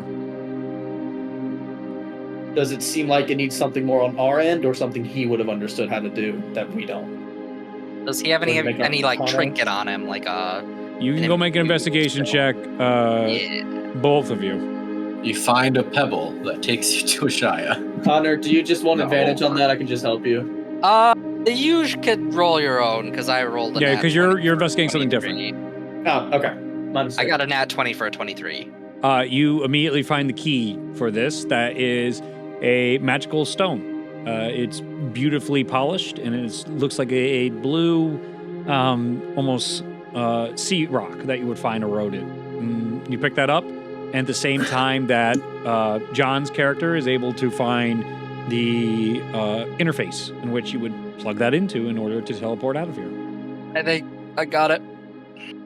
he got a 9 on that investigation, by the way, so It's he doesn't okay. understand how it works. She's like, It's okay. there's a hole. I'll rock go probably goes over there. to the interface. I guess everybody, I kind of gesture, get ready.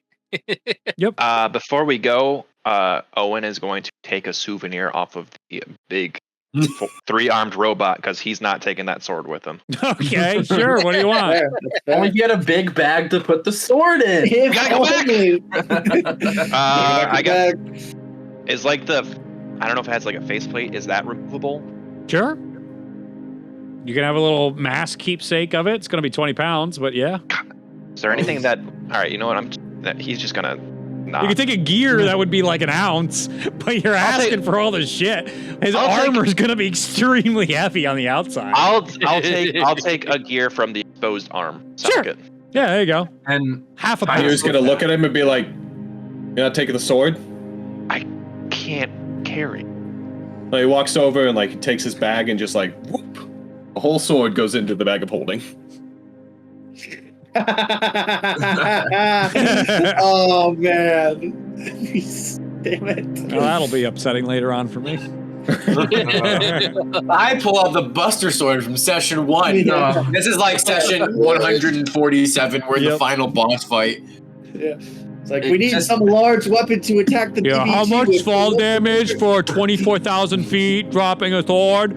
I know it hits terminal velocity at Drew. Just shut the fuck up, Drew, please. Please, I just want You to win, shut the you fuck up. Could it by chance kill an ancient dragon? Why are you like this? I want to know, why are you against me having a good time?